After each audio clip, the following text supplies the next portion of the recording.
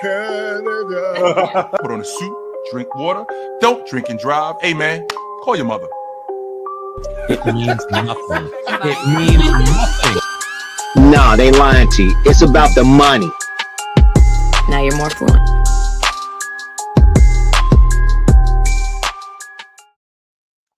They lied to you. It's about the money. It's 100% about the bread. It's always been about. I don't know why that is a shock to people. Speaking of the money, I got one financial, one interesting. So financial, I know we talked a little bit about the WNBA. Yeah. And I find myself getting flip-flopped because on one side, right, and I've told you this, when they say, pay us what you owe us, I got to be like, yo, whoa, nobody owes you nothing. And I go down this one side. But then I get stupid people. And there's a lot of stupid people. And I'll give you some examples of stupid people. The stupid people. And they say stuff like, how can you pay them what you owe them? They're losing money. And I'm like, no, dummy.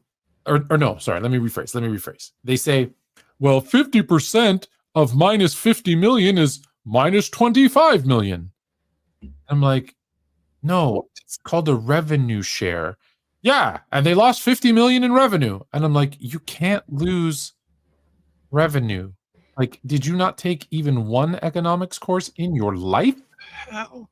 And so now I have to defend it. And when they say stuff like that, now I have to defend it. And they're like, well, you're talking out of both sides of your mouth. And I'm like, yeah, I'm talking out of both sides of my mouth because you don't know what you're talking about. And so although I feel like, whoa, they can't just get 50% like that. Okay, they can't go from 9 to 50 or 10 to 50 like that. No way that's happening. No way that's happening. But then when I hear people say, well, they lost money, they can't be getting paid, I'm like, really? So then I have to give people this whole lesson, and I won't do it right now, but I'll give you the 30-second version to say the NBA, as an example, the NBA was losing money. Into the 80s, they were on the 79-80, they were on the verge of bankruptcy. Bleeding cash. Bleeding. In the mid-80s, like 83, guess how much revenue they brought in? 2 million. 200 million. 200 million in revenue. Guess what the WNBA brought in last year? 200 million. 200 million. What percentage of that 200 million did the NBA players get in 1983? Less than 9%. More than 9%. Significantly more. In the mid-30s. 30%. And these ladies are getting 9 to 10, 11, depending on the math, percent. So, by the way, to your point, Tone, and I want you to stay right there. So in 83, from 47 to 83, that's what, almost 40 years that the league has been going on. The league started in 1950. Okay, so the league started in 1950, 33 years. 33 years. 33 years. Okay. Yeah. The NBA was renamed in 1950. No. We had a professional basketball league. The NBA was created in 1950 when the BAA and the NBL merged. NBL, right? So we had a professional basketball league. We had multiple. We had like 5, but yeah. We had professional basketball leagues. But to your point, but keep going.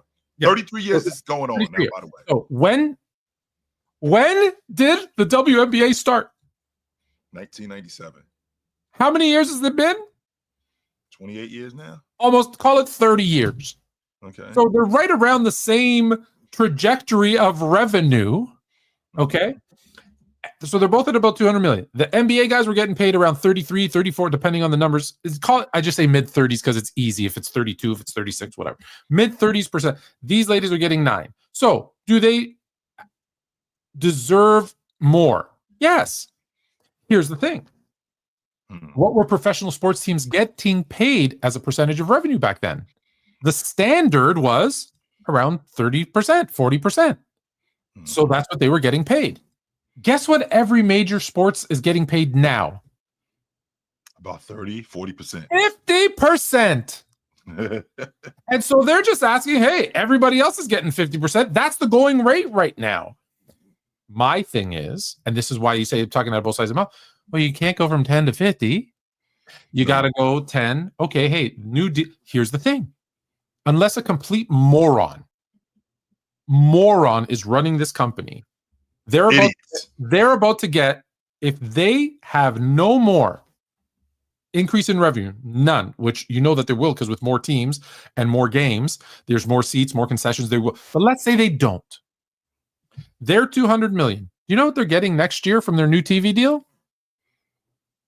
Oh, I think it's something astronomical, but I don't know. No, it's another $200 million because they say 250. They signed a $2.2 billion deal over 11 seasons, which averages out to $300 million. So they are now going to double their revenue. So even if they pay them 50%, which they won't, but even if they do, they're making money. Unless a complete moron is running the show. So my thing has always been, give them their new deal, kicking in November 1st, because their old deal expires on the 31st, and say, here's the deal. We're going to be on the 31st of when, Tone? Of October or 1st? Yeah, October 31st. Their old deal ends. So have the deal for November 1st and go, okay, listen, you're getting 10. You have to understand, the owners of the team, and this is what people don't know. Do you know what percentage of the league the team, the WNBA team, owns? Less than 10%. 40. Wow. The NBA and other private investors own about 60%. So when you say something as dumb, asinine, as the NBA is subsidizing the WNBA, well, just think about this. Not last year when they lost 50 because they had private jets and stuff. Go back to 2 years ago when they lost 10 million. They made 100 million and they lost 10. And the NBA had to pay that 10 to cover, right? Yep. But hold on. When they made 100 million, do you know how much the NBA got? Of that 100 million? That 100 million in revenue.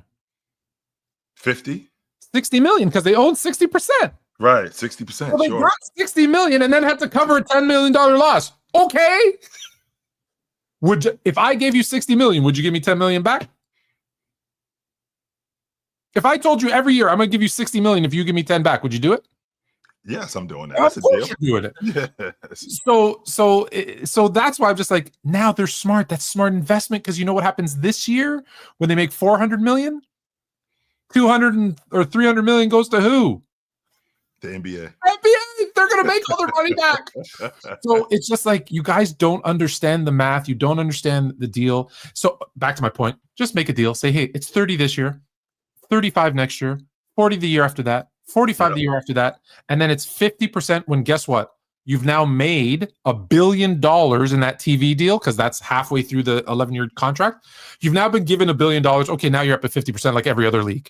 Yay, we're all happy. We're all happy. Except for some dude on the internet who goes, women shouldn't get paid because their game sucks. Well, then don't watch and shut up. Why do you care? Turn the TV off. It's that simple. Turn the TV off. Turn the TV off. Yeah, oh, you get that. Definitely turn the TV off. Yes. But that's why I just like, it blows my mind, because like, what do you care? Like, do you care that the CEO at the bank got paid $50 million last year bonus from your fees? No one cares.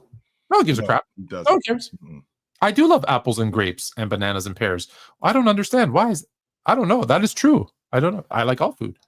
Oh, they're talking about my tan. Do you feel like I'm very tanned right now? You do look like you're getting some sun, Tone. Yes, it looks good. I like it. It's the Greek brethren are indeed melanated. You know what it is? It's all my son's baseball, because I just sit out there in the sun all day. Yeah, you're outside. Unfortunately, no margaritas at baseball games, though. That's not the way that works. No, not a 10-year-old baby. Not 10 years. Relax. No, not at 10. No margaritas at my son's baseball game. No, we're not doing that. I might have an adult beverage or two. Okay, I'm talking about the ones with the umbrellas in them, Tone. That's what I'm talking about. No. I don't really like those. Yeah, I'm not a big fan. I'm not a big fan either. I think that I think what you're talking about, when you invest in something, and you and I have had this conversation in the past, there's no way you invest in something over this amount of time, and I'm continuously investing in it, and I'm not seeing anything back. No way. So in the 28 years that the WNBA has been in existence, immediately what people will think is this league hasn't made any money. Okay, well, it might not have made the amount of money that the NBA has made, but with it being the new league that it is, not necessarily the new league that it is, with the amount of talent that's in the league and who is there to ultimately market this, it's going to be difficult because you are competing. You 100% are competing with other leagues. With you competing with other leagues, we're also looking at the WNBA as a commodity. So women do watch. You got, and let's be clear about one thing, Tone. You women, you don't watch nearly as much as you say you do. No, you're not going to the games. Women are not supporting the WNBA. More women complain about them not getting paid than them supporting and watching. Actually supporting them 100%. You're not going to the games. No, I'm actually watching more WNBA than you are. 100%. I am. I'm 100% watching more WNBA than you are. It would be the equivalent to you watching more pro football than me. That's essentially what's going on, and going to more games than me.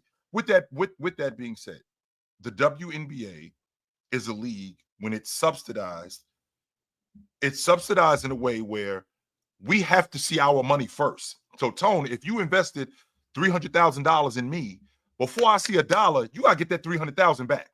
This does not work if you don't see that money back, right? So with the WNBA, no matter how much money they've generated, however much money the NBA put in from the beginning of the season, because again, this season in the 25 season, I think this is the season. No, I'm sorry.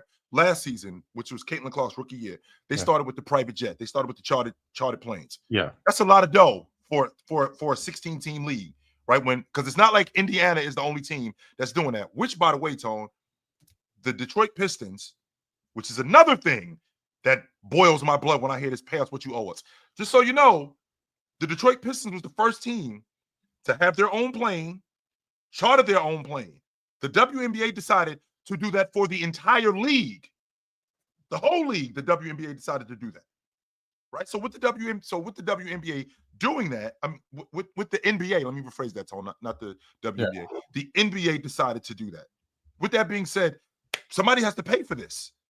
This is money that's money that's coming out of our pocket. Those are operate that, and that's why I say who runs the league, right? These are operating expenses that whoever runs the league needs to make those decisions. But every league is paid based on what you bring in, because the players can't control what they spend, what the league spends, what they pay the CEO, what they pay the janitor, what they can't control that. So their job is to get ticket sales, jersey sales, TV deals. Sure. And so every league since the beginning gets a percentage of revenue. It doesn't matter what they spend, whether it's a profit or loss. That's for the business people. That's for the suits to decide.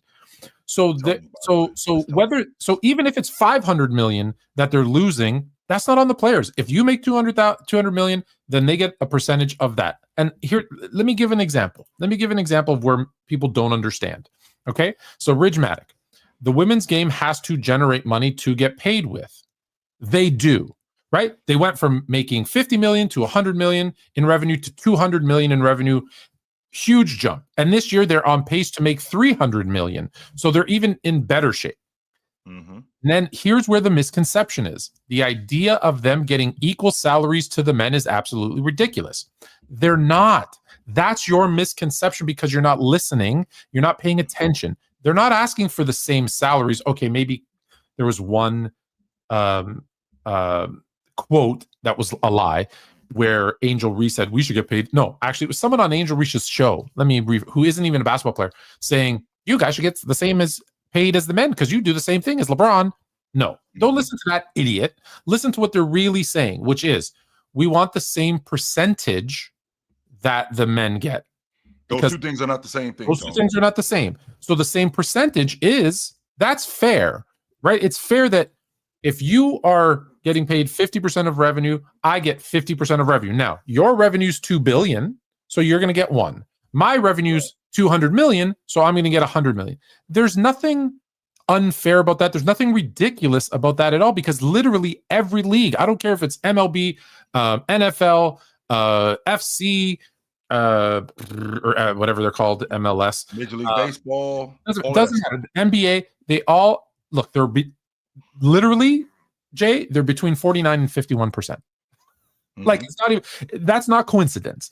So that's all I'm saying is, listen, they should be at 50, but they need to get there gradually, and that's why I like my 5-year plan.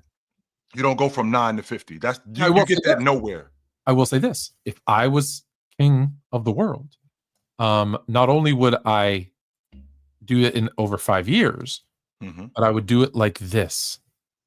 I would say, I'm going to give you your 50%. Here's how it's going to work: 30, 35, 40, 45, 50. Okay. But I'm also going to go 40 games, 45 games, 50 games, 55 games, 60 games. Because guess what? With the additional 20 games, I'm going to make another $100 million. There you go. So I'm going to do that too. And now I can afford the private jets and the nicer hotels and, the fancy bus from and don't think that for 1 second, Tone, that because I'm paying you this, that you're going to keep just giving me the same thing you gave me when I have to pay you. But your percentage goes up every year, yet you're still giving me the same amount of games. This is why the NFL went more. You got to give me more. 100%. This is why the NFL went from 14 games to 16 games to 17 games. Absolutely. And it'll be 18, and it'll be 18 before you know it. To be honest with you, Tone, I will not be surprised. But I think that at some point it has to stop somewhere. At some point, we got to shut the door on this. Like, where's the line? Okay. But with that being said, you set a precedent when you ask for half, right? When you ask for half and you only doing a quarter of the work. Remember, Tone, this building that you play in, I'm the one responsible for keeping the lights on. All you do as the artist is just show up and perform. That's it. I got to keep the lights on. I'm responsible for I'm responsible for the venue. I'm responsible for promotion. You ain't responsible for none of that, right? I'm responsible for marketing. I got to take care of all of that stuff. So you are the product. I'm not going to argue that point. 100%. You are the product. Right. There's nothing without you. 100%. Yeah. You are the product. But there's no platform for us to show who you are without me. So if we're going to go from 9% or 10% to 25% to 30%, if we're going to do that each year, then on some level, I have to see more productions, which means that I got to see more games. I have to see more games. So if I only have in the WNBA season, let's see, Tone, like last season in particular, right? Last season in particular in the, let's see, the 24 season. The 24 season. I got 40 games. That's what I got. All right. Well, if I got 40 games, which you just told me about, if I got 40 games last season, well, next year I need 50 games.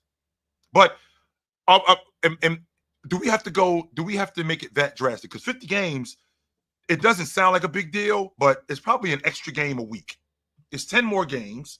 So it's probably what you're doing right now. Instead of playing 1 or 2 games a week, it's 3 games a week, kind of like what's going on in the NBA. So we may have to go up instead of going to 50, let's go to 45 games. Let's do that. Yeah, and then that's next year. It has to be gradual. It has to be gradual, 100%. But also that then also extends the season because because what'll happen is when they do that, they're going to get paid more money. Now they don't have to go do their other jobs, right? Candace Parker made a very great point when she said, the WNBA was not my full-time job. Yeah, the WNBA is what I did kind of, just to be in America for a little bit. I was playing in Russia and, these other places. And that's where I actually had to go and make my money. Well, I don't want them to go to Russia. I don't want them to go anywhere. I want them to stay here. And the way to do that is to give them, and listen, and that's where the other negotiation piece too is, well, NBA plays 80 games and they get 50%. You want to play 40, then you're going to get 25%, right? You want to play 60? Okay, now I'll take you up to 40. Like there's so many things that they can do and negotiate that I think,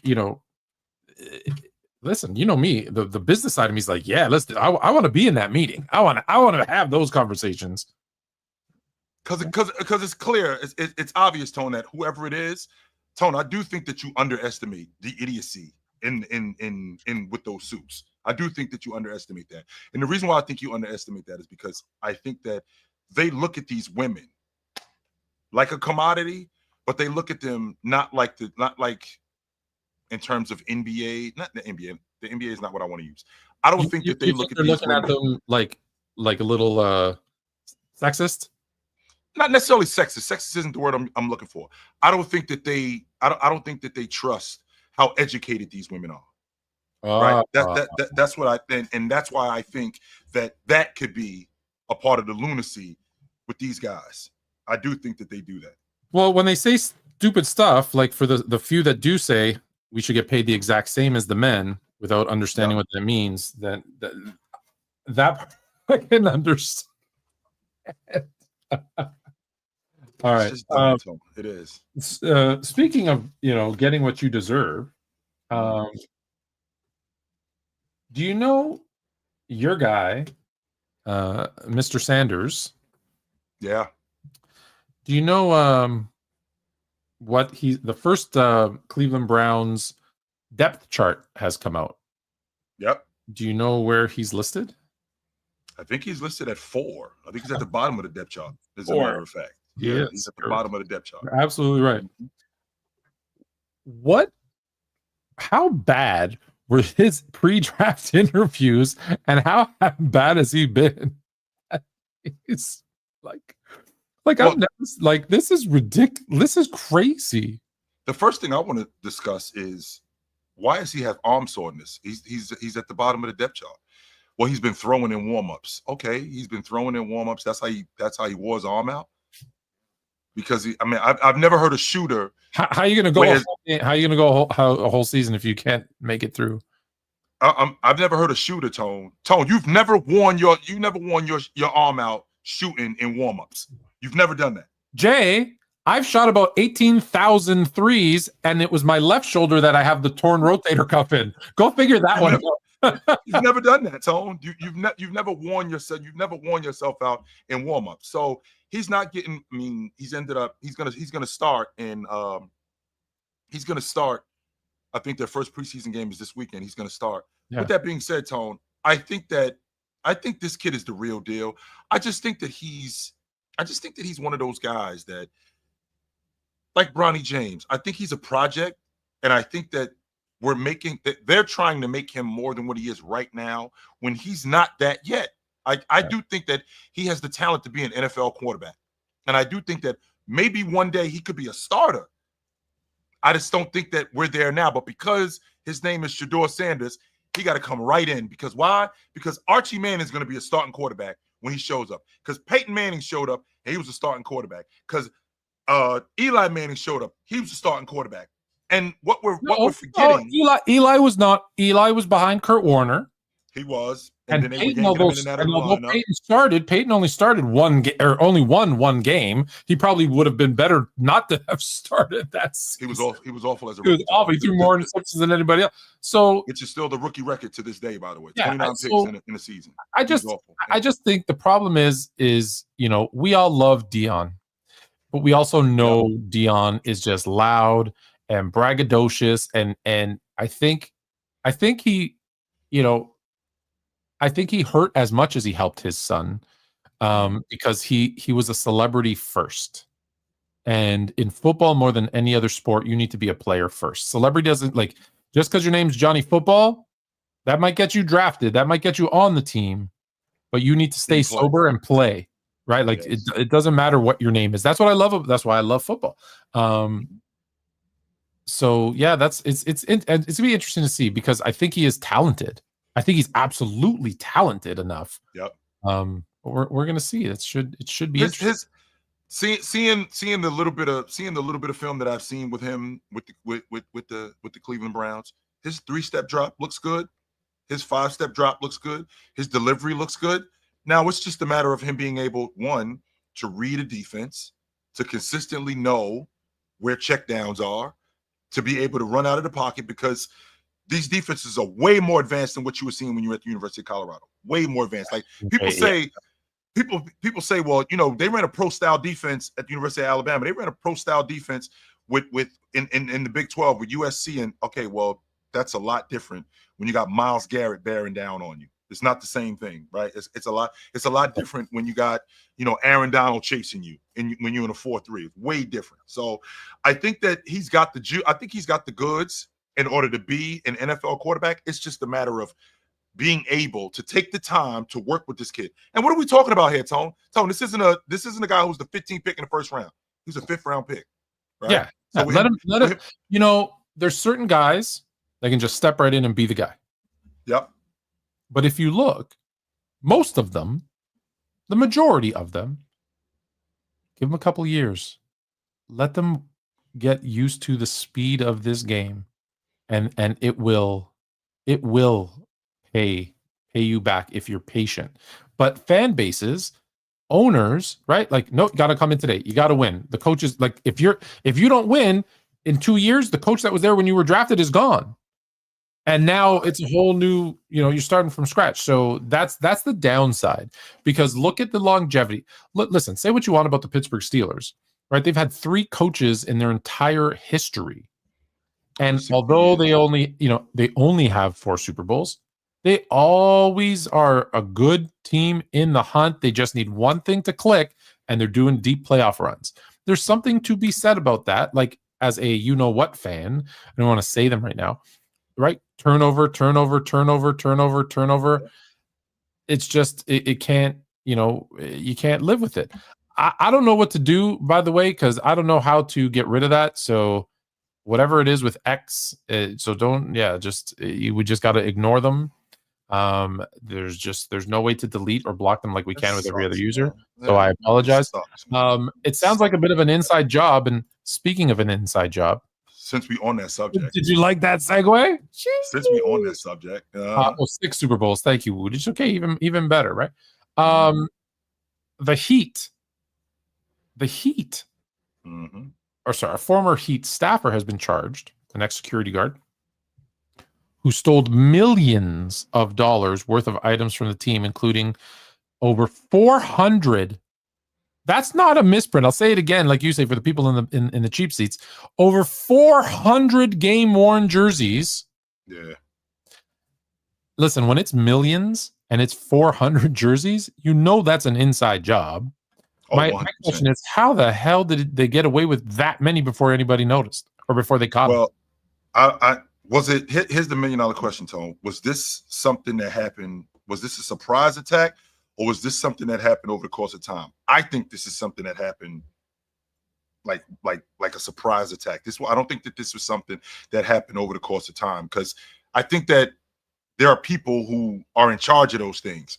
And you got 400 jerseys, okay, one might go missing, maybe even 3 or 4, Tone, but like 20 go missing, 25 go missing, 30 go missing.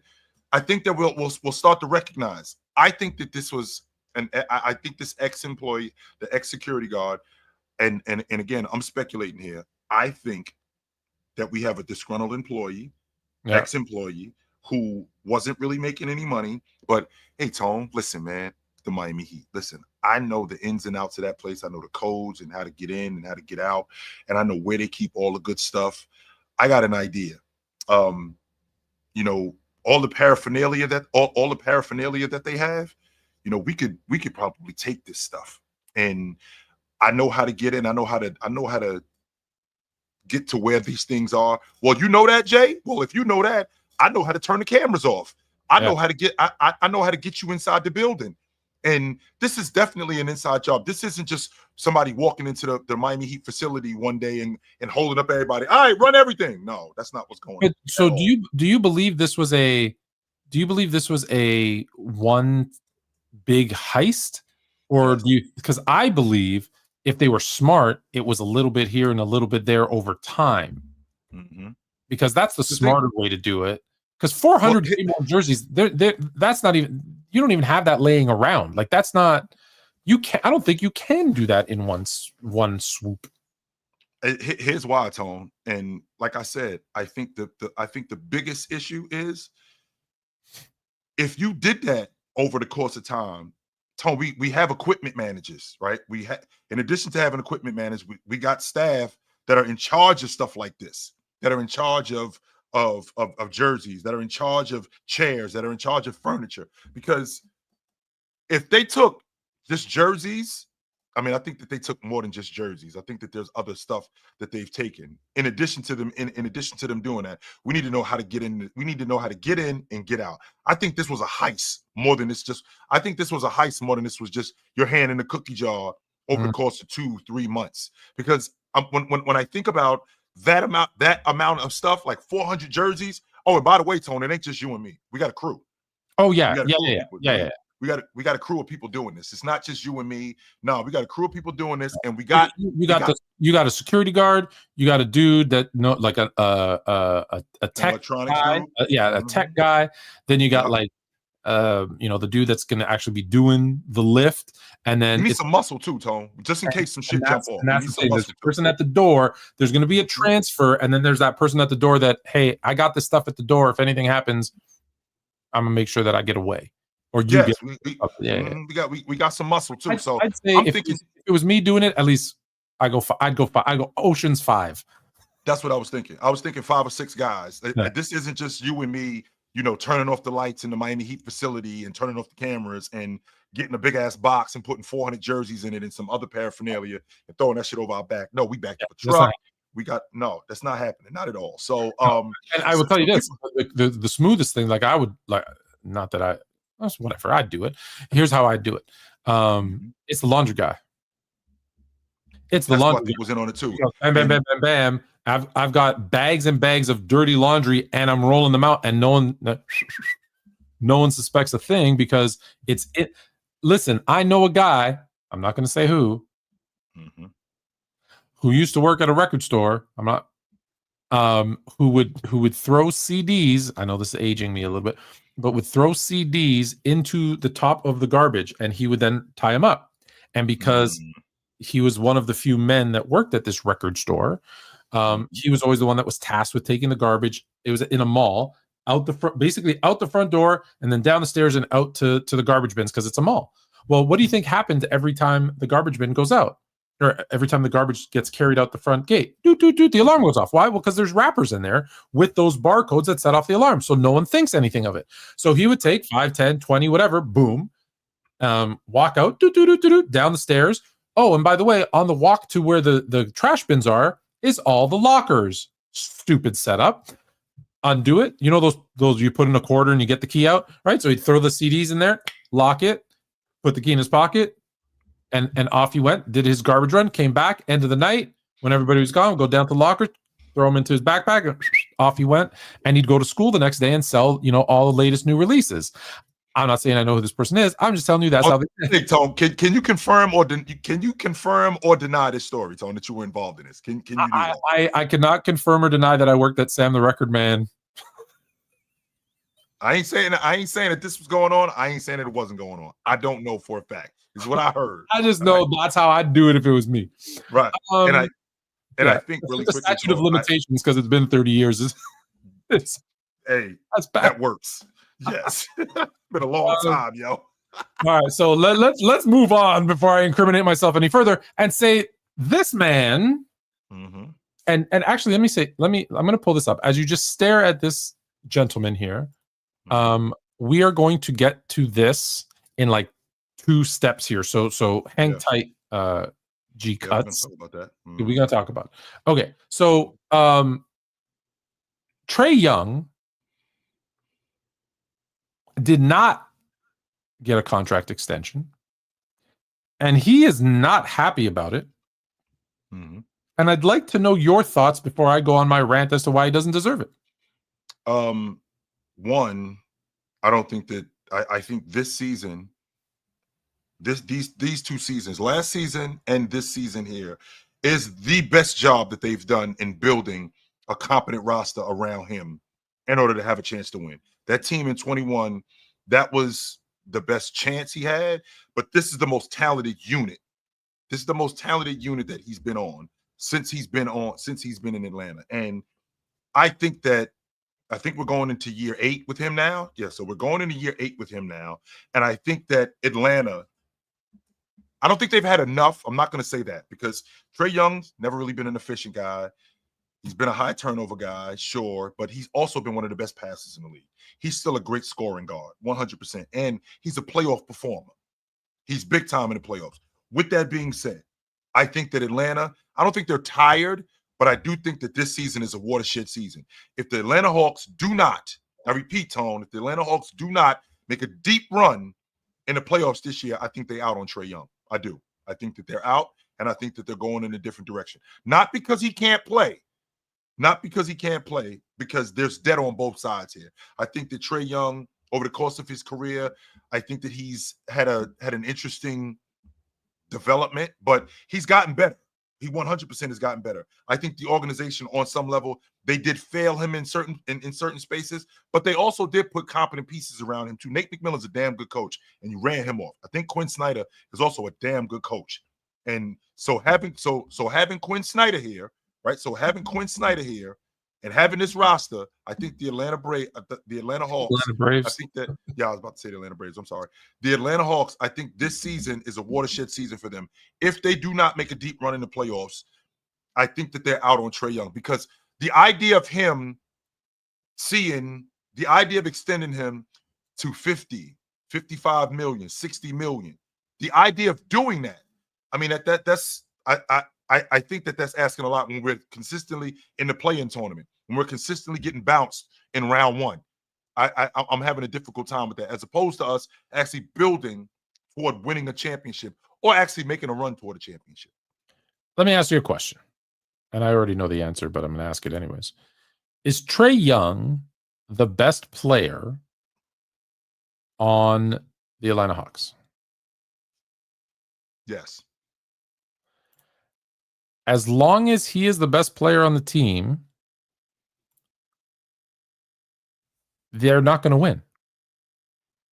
And that's it. There's not much to say after that.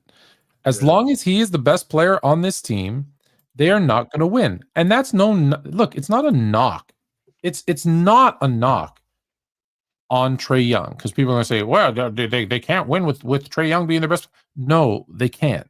Because with how many exceptions, you could probably count them on, only on one hand with only half of your fingers.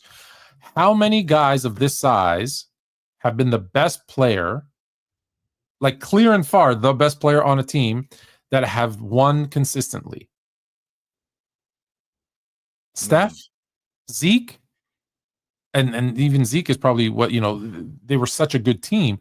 Like, where is it? I'm sorry. It's people are going to fight me and say, well, he's this and he's that. And yes, he's a great player. He's one of the best players in the league, and he's a great scorer and a great passer. Yeah. But it's very hard in the NBA, if that is by far your best player, unless you put them in a really good system. When a smaller guy is the best player on your team, it is I'm not saying impossible. It's very, very difficult. Would you say it with the Knicks? We're seeing it with the Knicks right now, how difficult it is. I didn't want to bring up Jalen Brunson, but yeah. We want. He's the example. We're seeing it with the Knicks. When you building your unit around a small guard who is an exceptional talent. I'm not going to argue that Jalen Brunson is an exceptional talent. He's an exceptional talent, one of the best downhill guys in the game, arguably the best point guard in the league. But there's a reason why Mike Brown is changing the offense. There's a reason why he's taking the ball out of Jalen Brunson's hands like he is. And the reason why is because we can't win like this. We can't win with a small heliocentric guard who dominates the basketball. We're not going to be able to win like this. Plus a guy who's deficient on defense. We can't win like that. That's not going to work. So it doesn't work in the NBA. In 75 years, you can probably find 2-3 players. And even then, when I say, like, what you were talking about last week, we wanted to, but on your show, you talked about the gap at certain positions all time. Yeah. Well, what is the gap between the best player on the Hawks and the next best player? So I think the best player on the Hawks is Trey Young. I think the next best player on that team is Jalen Johnson. And I don't think the gap is that big. I think there's a gap. But that's recent. I'm saying even if you go back, right, the gap has been pretty big. So even these other guys, like I'll use Isaiah Thomas, right? The gap between him and Joe Dumars was not huge, right? No, I don't think so. I think Zeke was better than yeah. Oh yeah. He was better, 100%. He and I think that there was a gap. He was the best player on the team, but the gap between him and Joe Dumars wasn't huge. Steph Curry, initially when they first won, was he that much better than Klay Thompson and Draymond Green? You can argue that there's definitely a gap. He was the best player, but there was also a great system for them to work and the right role. Like to win that way, you have to be very, very good supporting cast. You have to. Otherwise, it hasn't worked. And again, it's not a knock on Trey Young. It's just, if you're being honest with what you've seen in the NBA, prove me wrong that it's not the exception to the rule. Because someone will say, well, what about this? And yeah, that's the exception to the rule. So that's why I think they're in trouble, is that they've not either got another player at or above his level to get him over the hump, and they haven't put the right supporting cast around him to pick up on those deficiencies, because there are some. And that's where they struggle. And I think we're in this space now because Raptor Insider says that Jalen is 6'8", 6'9", and he's elite. They were 3-0 against the Cavs, and they were 2-0 against the Celtics with Jalen. Okay, but they were also 3-0 against the Cavs and 2-0 against the Celtics with Trey Young too.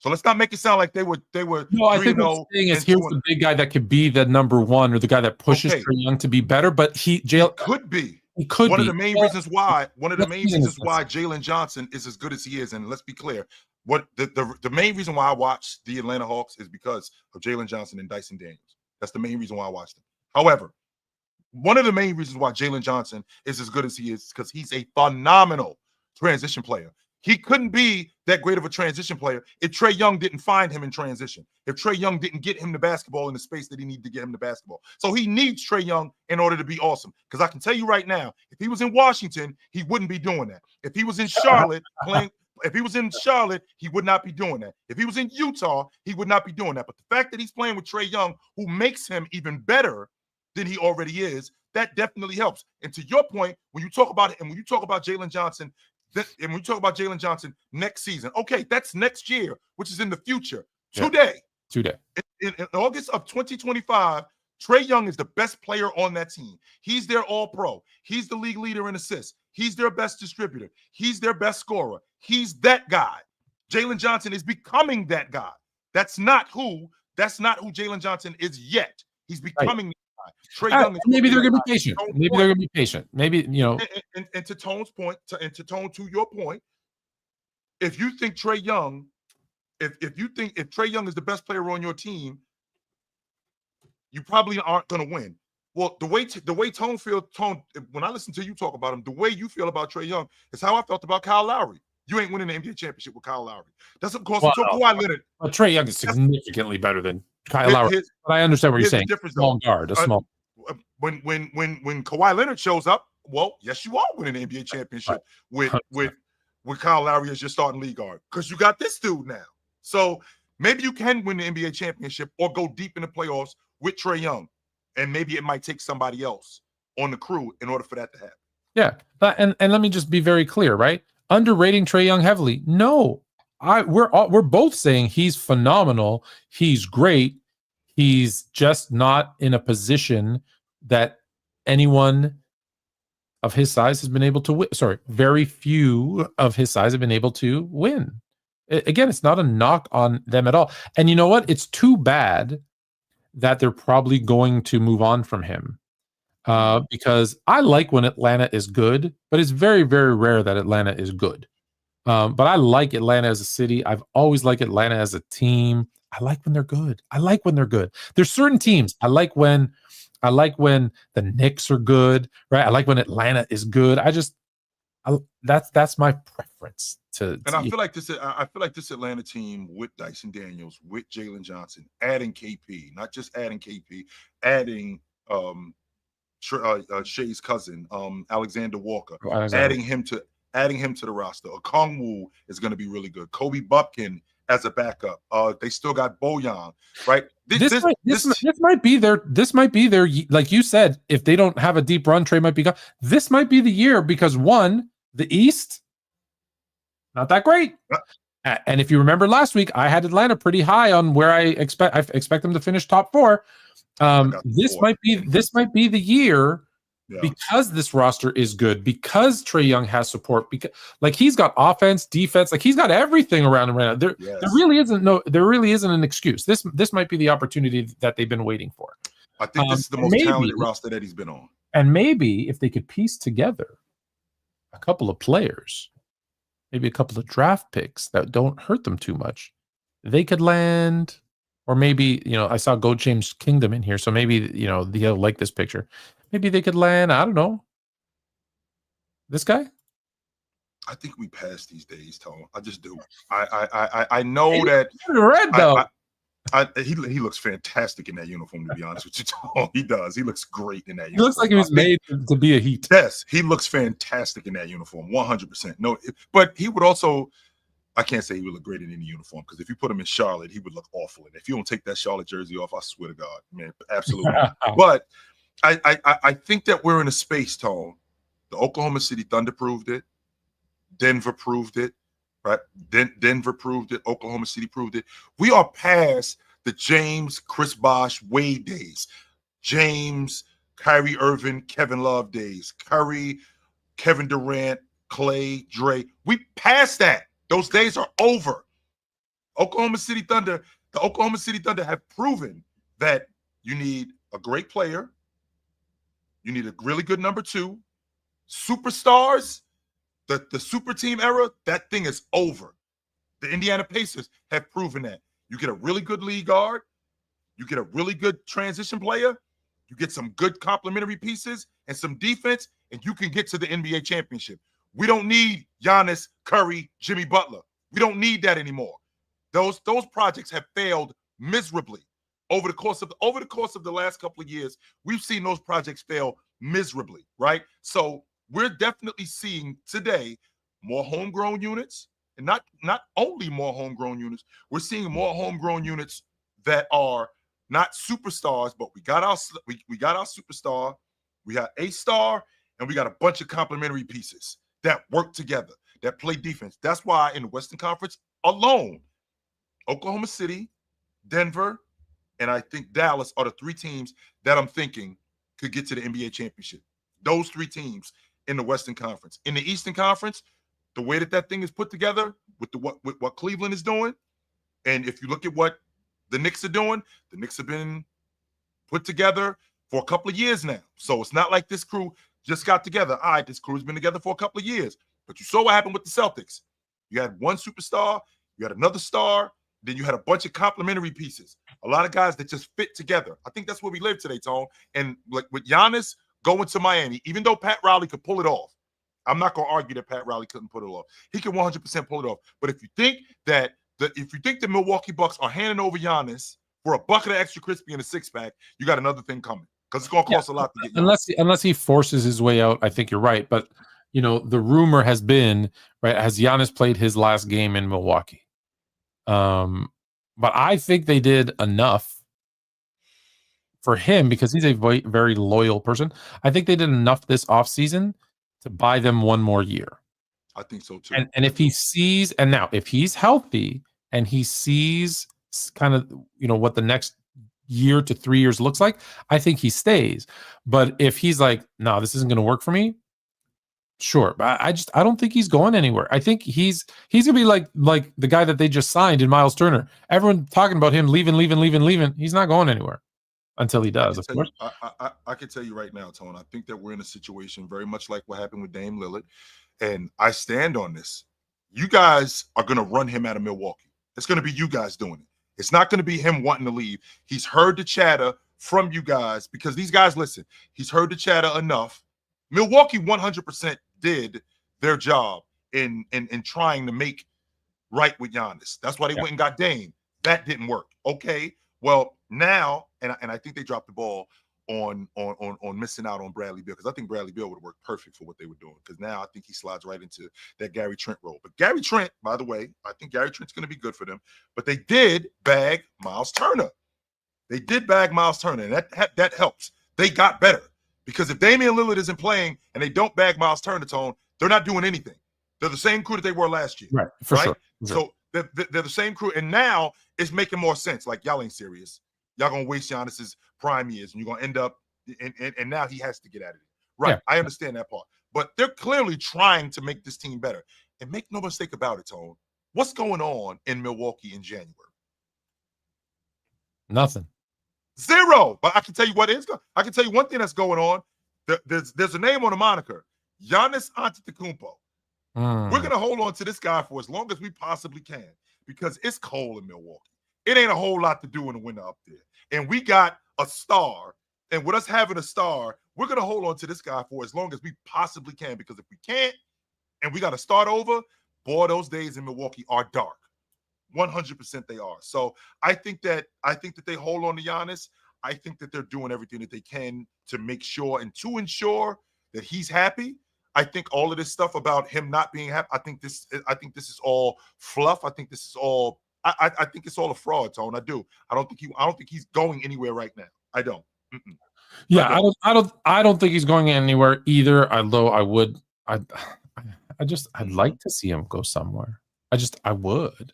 But I think you're right. I don't think he goes anywhere. Good, bad, or in what the hell? What happened? Somebody jumping in and clicking buttons. I don't think he's that was way too close. Like, look at this. That's way too close. I hide in the shadows back here. But yeah, I don't think he's going anywhere. But I think, there's so many things. I don't like, like I said, I think Milwaukee did what they needed to do to make him want to stay. I don't think Miami has the pieces, anyways, to make that trade. It'd be good to see him be in a position to win. But I think they've just messed up so much that it's not in the cards for him. So Milwaukee, it is. There was a point that you made that I wanted to touch on, but I forgot it now. So let's move on to the next thing, which is perfectly in line, by the way, G Cuts, with your question, because we said, is this Giannis's last game in Milwaukee? Is this Embiid's last game in Philadelphia, or even worse, last game in the NBA? Does he get a medical? Because now his knee isn't going to be ready, it sounds like, for the beginning of the season. Medical retirement? The question, does Joel Embiid medically retire this year? I think they figure out how to get him on the floor, kind of like what they're doing in with the Clippers with Kawhi Leonard.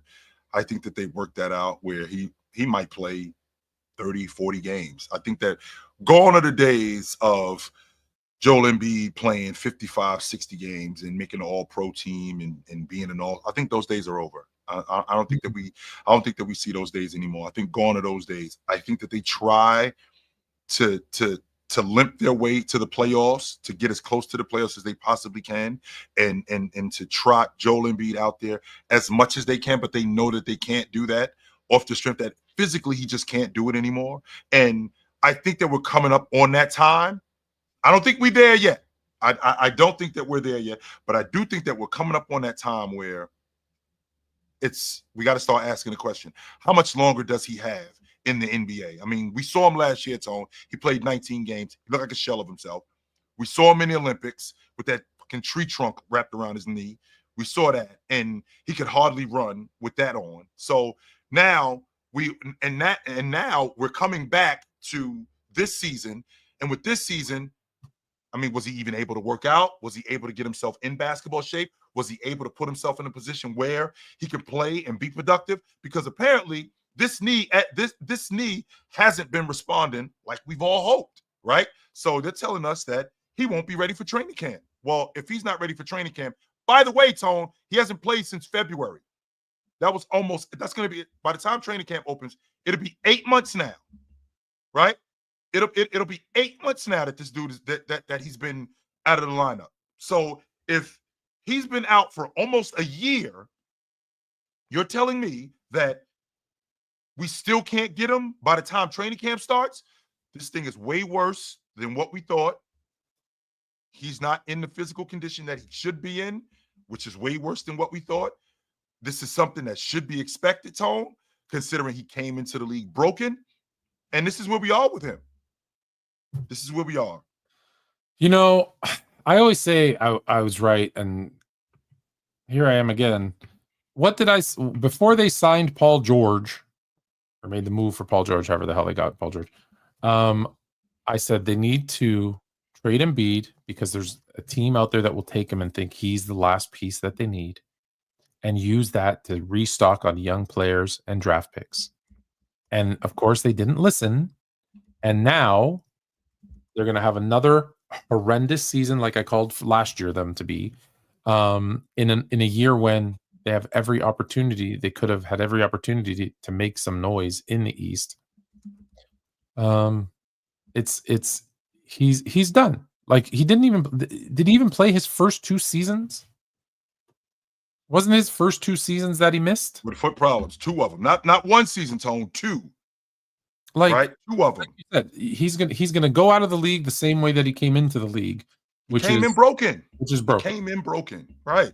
He came in broken, and that was the biggest problem that I had with Joel Embiid, because we saw what the potential was. We saw how good Joel Embiid could be, and if we're being honest, he was a top 5 player at one point. And I don't think anybody was ever saying that he was the best player in the league, but there was a point where, he was in conversations with Joker. There was a point where he was in conversations with Giannis. I mean, he was definitely, as the league MVP or playing at that league MVP level, definitely one of the best scorers in the game, one of the best defenders in the game. The problem with Joel Embiid is very much like what happened with Kawhi Leonard. I didn't know he was made of glass. I did not know he was made of glass, Stone, and that threw a monkey wrench in everything. And the fact that he is made of glass. Can you give me an example? Because I can't think of one, but you have a better memory than I do, of a player who came into the NBA broken that had a great long career. He came into the game broken. Sam Bowie did play 10 years. He wasn't great. I said he did great. play 10 years. I said great. Right. He did play 10 years, but he wasn't great. Coming into the game broken.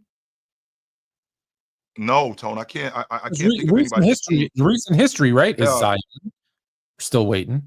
Embiid had a flash, but couldn't sustain. Nope. We haven't seen it, Tone. I'm sorry. It doesn't. You can't be broken as a teenager and then turn it around. It just hasn't happened. And until it does, me. Until something happens that changes, I'm gonna bet with what's been happening over and over again, because that makes more sense. And even if one happens, again, it'll be the exception. Speaking of broken, let's talk about not broken. In the last 4 NBA seasons, little trivia for you. In the last 4 NBA seasons, how many games have been played by a team? How many games have the teams played? In the last 4 seasons, so 82 games times that by 4, what's that, about 330 games or something like that? 328 to be exact. Okay. How many has Bridges played?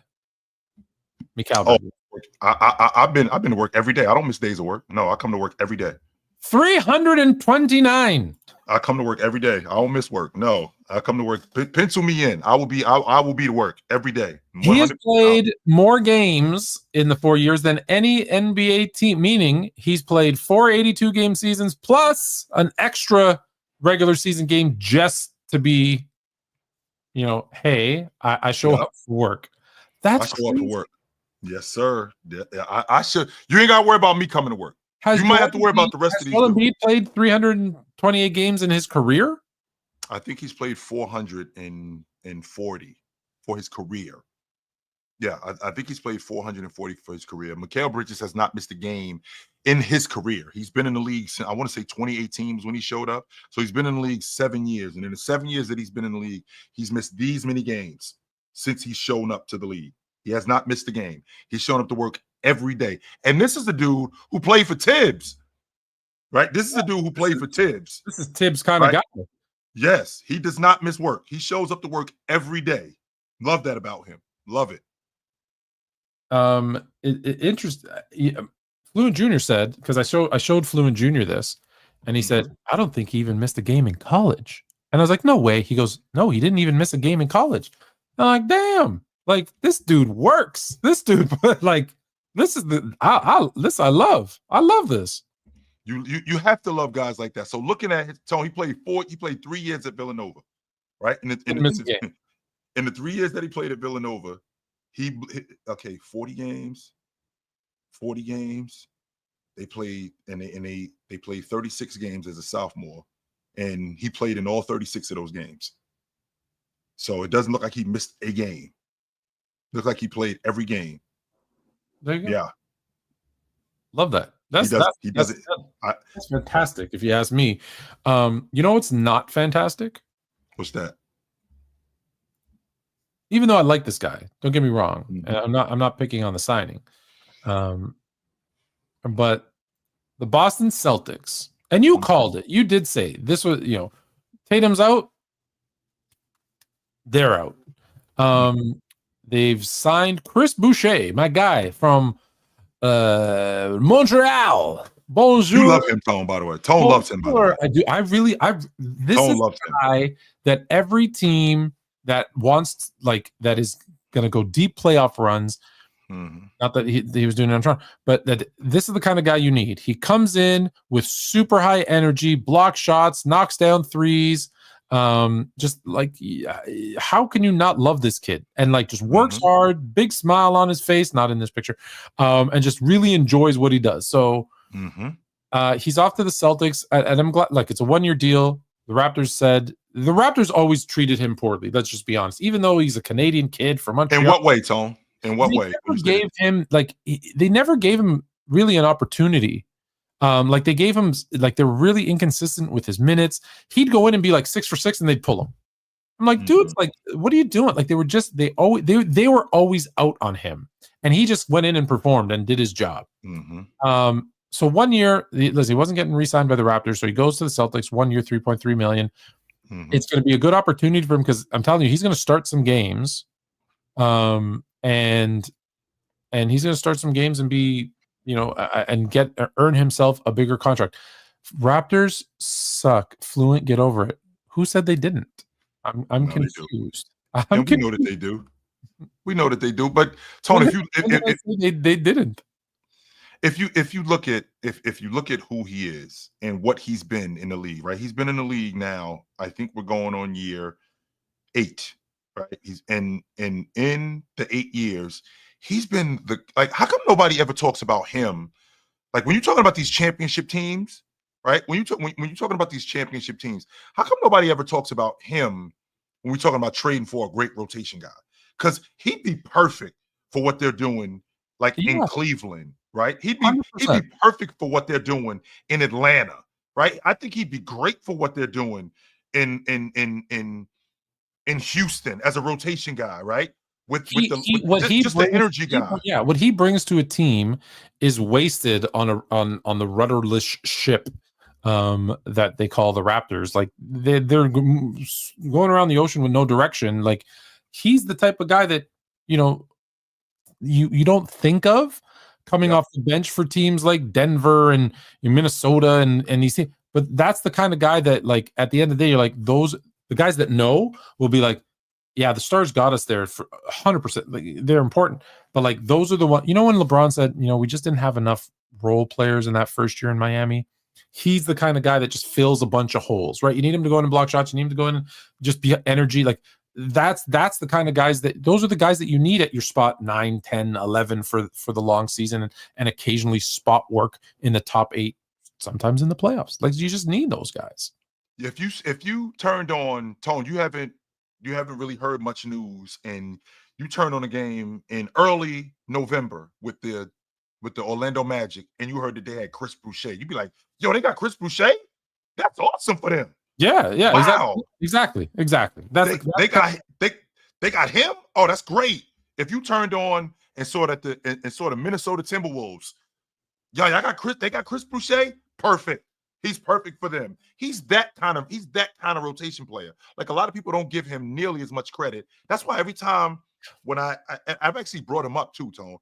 When we talk about the trade deadline and we talk about guys getting moved and we're talking about upgrading the roster, I'm thinking to myself, how can you get a guy that helps you, that doesn't cost you too much, There you go. Right. Right. Exactly. And that's This is him. why this is weird. This is why this is weird.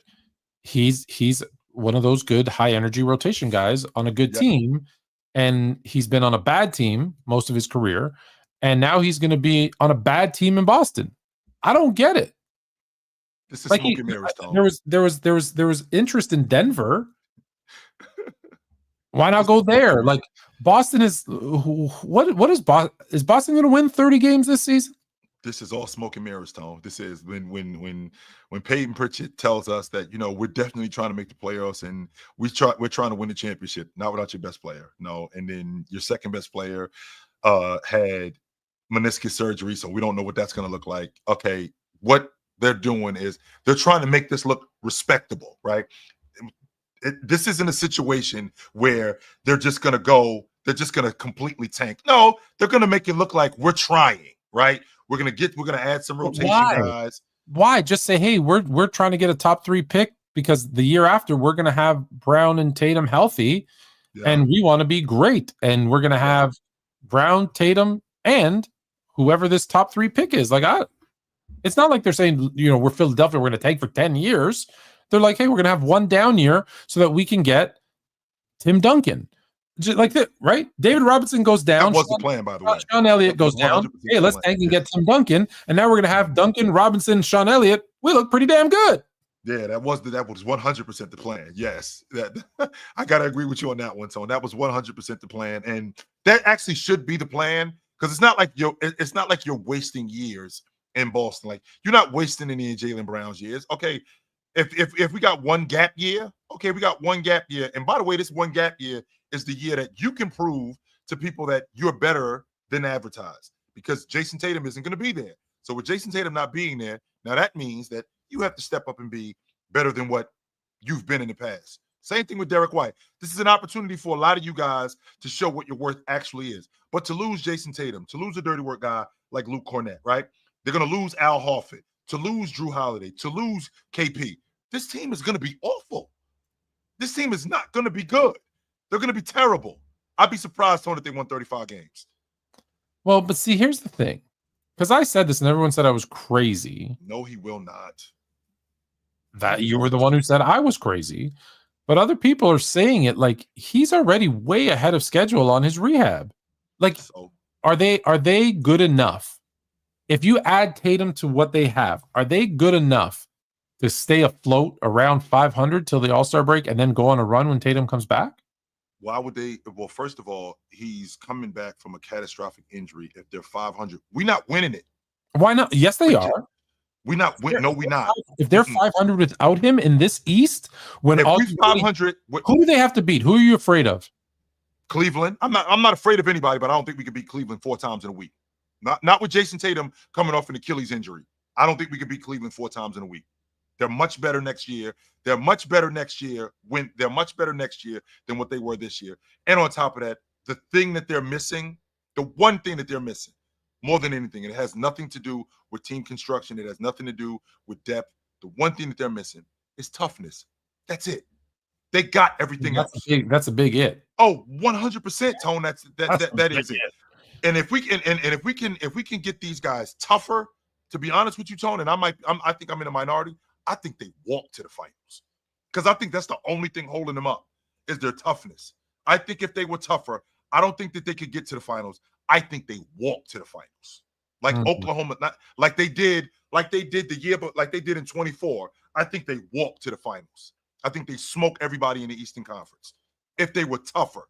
And I'm going to find that out this season with this team. We're going to test their toughness. But as far as this Boston Celtic team, Jason Tatum is coming off a catastrophic injury. He hasn't played basketball at a competitive level for, let's see, he went out in May, June, July, August, September, October, November, December, January, February, 9 months.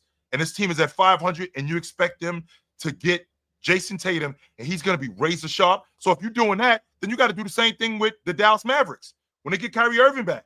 Is he going to be razor sharp when they get him back? No, it's going to take some time. And yeah, but I think they're in a different situation in the West. Like I really believe after the All-Star break, he's still got 30 games to get sharp and ready for the playoffs. Sure. And then to your point, if Cleveland is the only team you're worried about, then I'm going to take my chances. And hopefully, if the seeding is the way that I want it to be in the Eastern Conference Finals against Cleveland, and see if they're tough enough to make it to the finals. Because you know what I do know? I've been there before. I've been there twice, and I won once. But Cleveland isn't the only team that we got to worry about, because I got to worry about the Knicks. I think they are. But I think we got to worry about the Knicks too, because if before Jason Tatum goes down with that injury, one, they were going to beat Boston, and now they go down 3-1. That series could have very well been over right then and there. I think this Orlando Magic team is going to be the real deal next year. I think that they're going to be on their way, and I think they're coming. In addition to them, this Atlanta team that we just talked about, Tone, they are dangerous, and they're going to be trouble. And please do not let me forget about this Detroit team.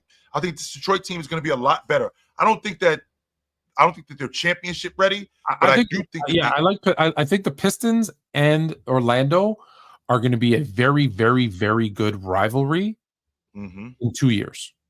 So not this year, the year after. I think if they keep them together, of course, Orlando and Detroit are going to be really good for a 2-3 year stretch. Not this year, starting next year. And I like that. I like that if Orlando can keep their people there, because people tend to leave Orlando. I like where this is going. I'm just saying, if I'm Boston, I'm torn, because I thought, just let it go. Let the season happen, get a high draft pick. Then I'm like, well, if he is really ahead of schedule, as some people are saying, let me have some pieces in there and see, can we keep it going with Jaylen Brown as the guy, and then slide Tatum in after the All-Star break, ease him in, don't push him too hard, and just test the waters and be like, yeah, I think we have a shot at this. Because you don't know. Listen, by All-Star break, knock on wood, I hope this doesn't happen. What if Donovan Mitchell goes down? What if Jalen Brunson goes down? I hate to say it, but listen, that's the world we live in, right? Giannis went down, Dame went down, Tatum went down. So there's nothing to. Maybe there's, Tatum's gone. I'm just saying, be ready. Be ready. I mean, if we're having an honest conversation about this short tone, okay, I'll be ready. Dame's gone, Tyrese Halliburton's gone, Joel Embiid's gone. Yeah. Okay, this Eastern Conference, contrary to popular belief, I think it's going to be a lot tougher than what people give people credit for. But with Tatum gone, with Halliburton gone, with Dame gone, with Joel Embiid gone, I think that the door has with Jason Tatum going down particularly, the door flew open in the East. Well, to your point, it's going to be tougher because there's more parity now. Because prior, there was kind of like, look, Cleveland, Indiana, New York, and Boston being at the top of that list, they were all better than everybody else, and it was pretty clear. Now, it's tougher because there's legit 6 teams that could, if they have a good run, health, this, that, there's so many variables, they can make a run. They can make. And Tone, I know how you feel. And Tone, I know how you feel about. And I'm not gonna lie to you, Tone. I know how you feel about what Milwaukee is doing. But when I got the best player, no. Milwaukee's 100% in the mix.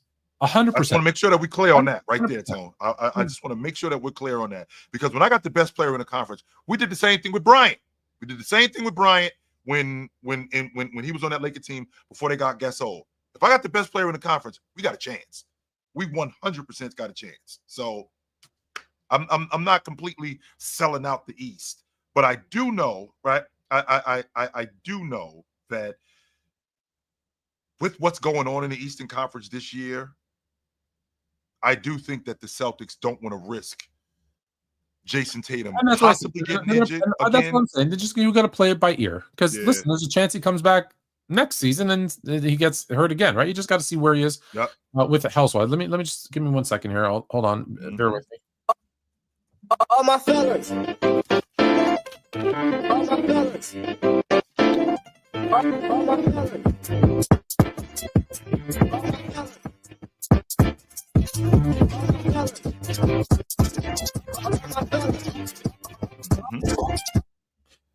Go check those out. There's new stuff in there. I don't know. Not in there. You got. Have you been on the store lately by any chance? I've seen a couple of things. I poked my head in there. There's my new favorite.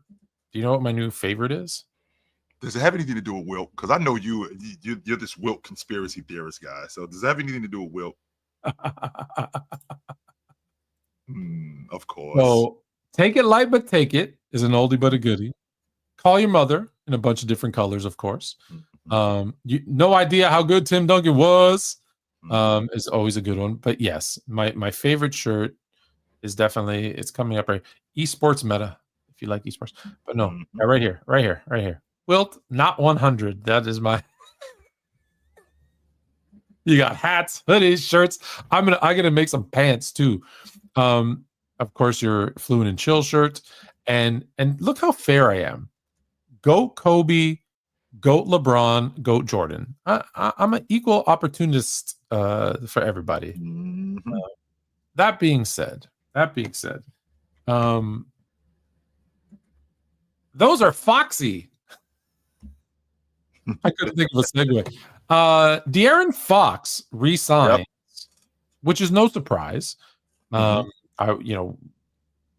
knew that was going to happen.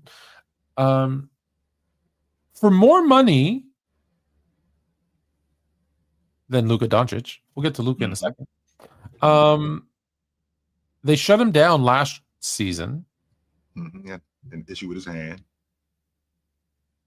How do you feel about this extension? I like it, Tone. And the reason why I like it is, one, it tells me they're moving forward with their guy. They're not just giving him this money because they got to give it to somebody. No, I think they like the dynamic of him and Wemby. I think with Wemby being the rim protector that he is, I think the San Antonio team can play with a faster pace than what they did. I think that falls right into De'Aaron Fox's hands because he's that kind of transition point guard. He's great at getting downhill. He's one of the best stop and pop point guards in the game, particularly in the mid-range. He can shoot the long ball, but definitely in the mid-range. He's one of the best at getting to the rim, and I think that's where the pace comes in. I think he's one of the better defensive lead guards in the game, and I think that him and Wemby complement each other really well.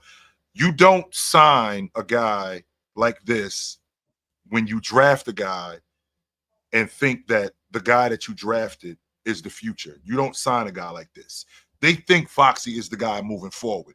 They're not sure about Dylan Harper because I was the one I had said before this whole thing, because everybody was talking about Dylan Harper being this great downhill guy, stop and pop. I'm like, wait a minute, we already have that.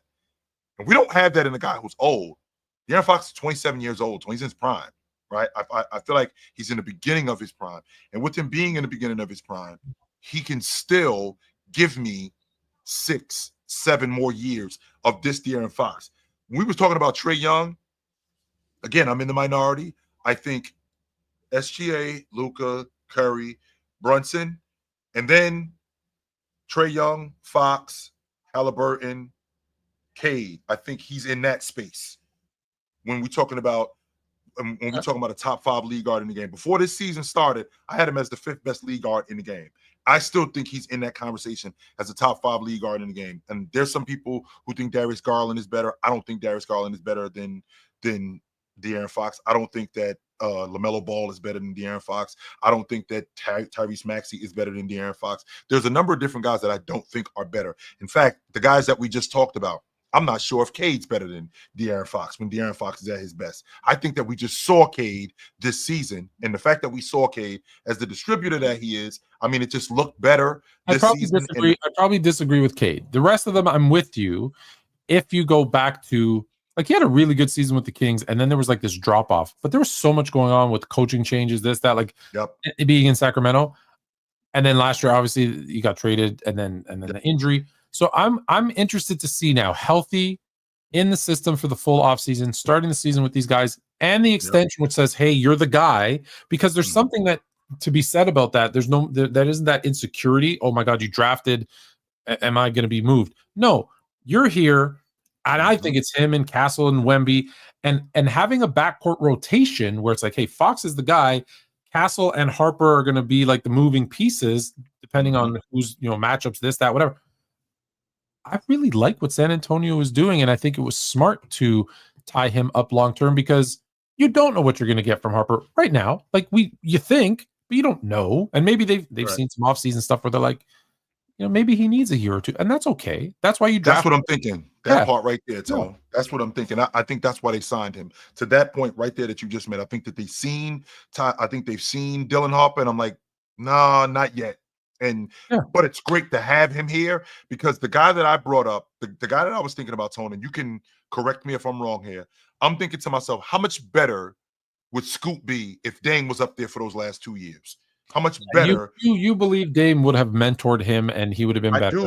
I do. I think he would have been a lot better than and that's not to take away from anything that Chauncey Billups is doing as a point guard. But Chauncey Billups as a head coach, he's got a lot of other things to worry about. He's got to worry about the big guys. He's got to worry about coaching the team and stuff like that. When I got a guy that I'm playing behind in Damian Lillard, who's an all-pro, not only an all-pro, who's one of the best point guards in the game.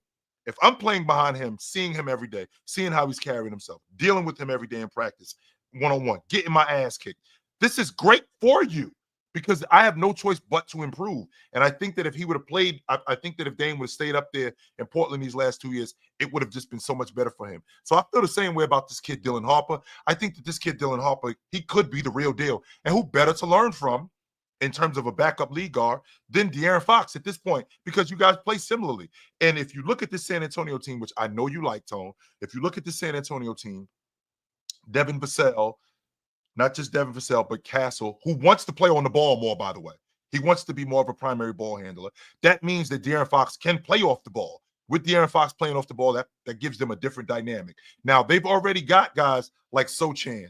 Now, Sochan, I think, is going to be replaced with Carter Bryant. I think Carter Bryant is what Drew Holiday was to the Olympic team. What I mean when I say that, Tone, is I look at what Steve Kerr had on that roster with James and KD and all of those guys.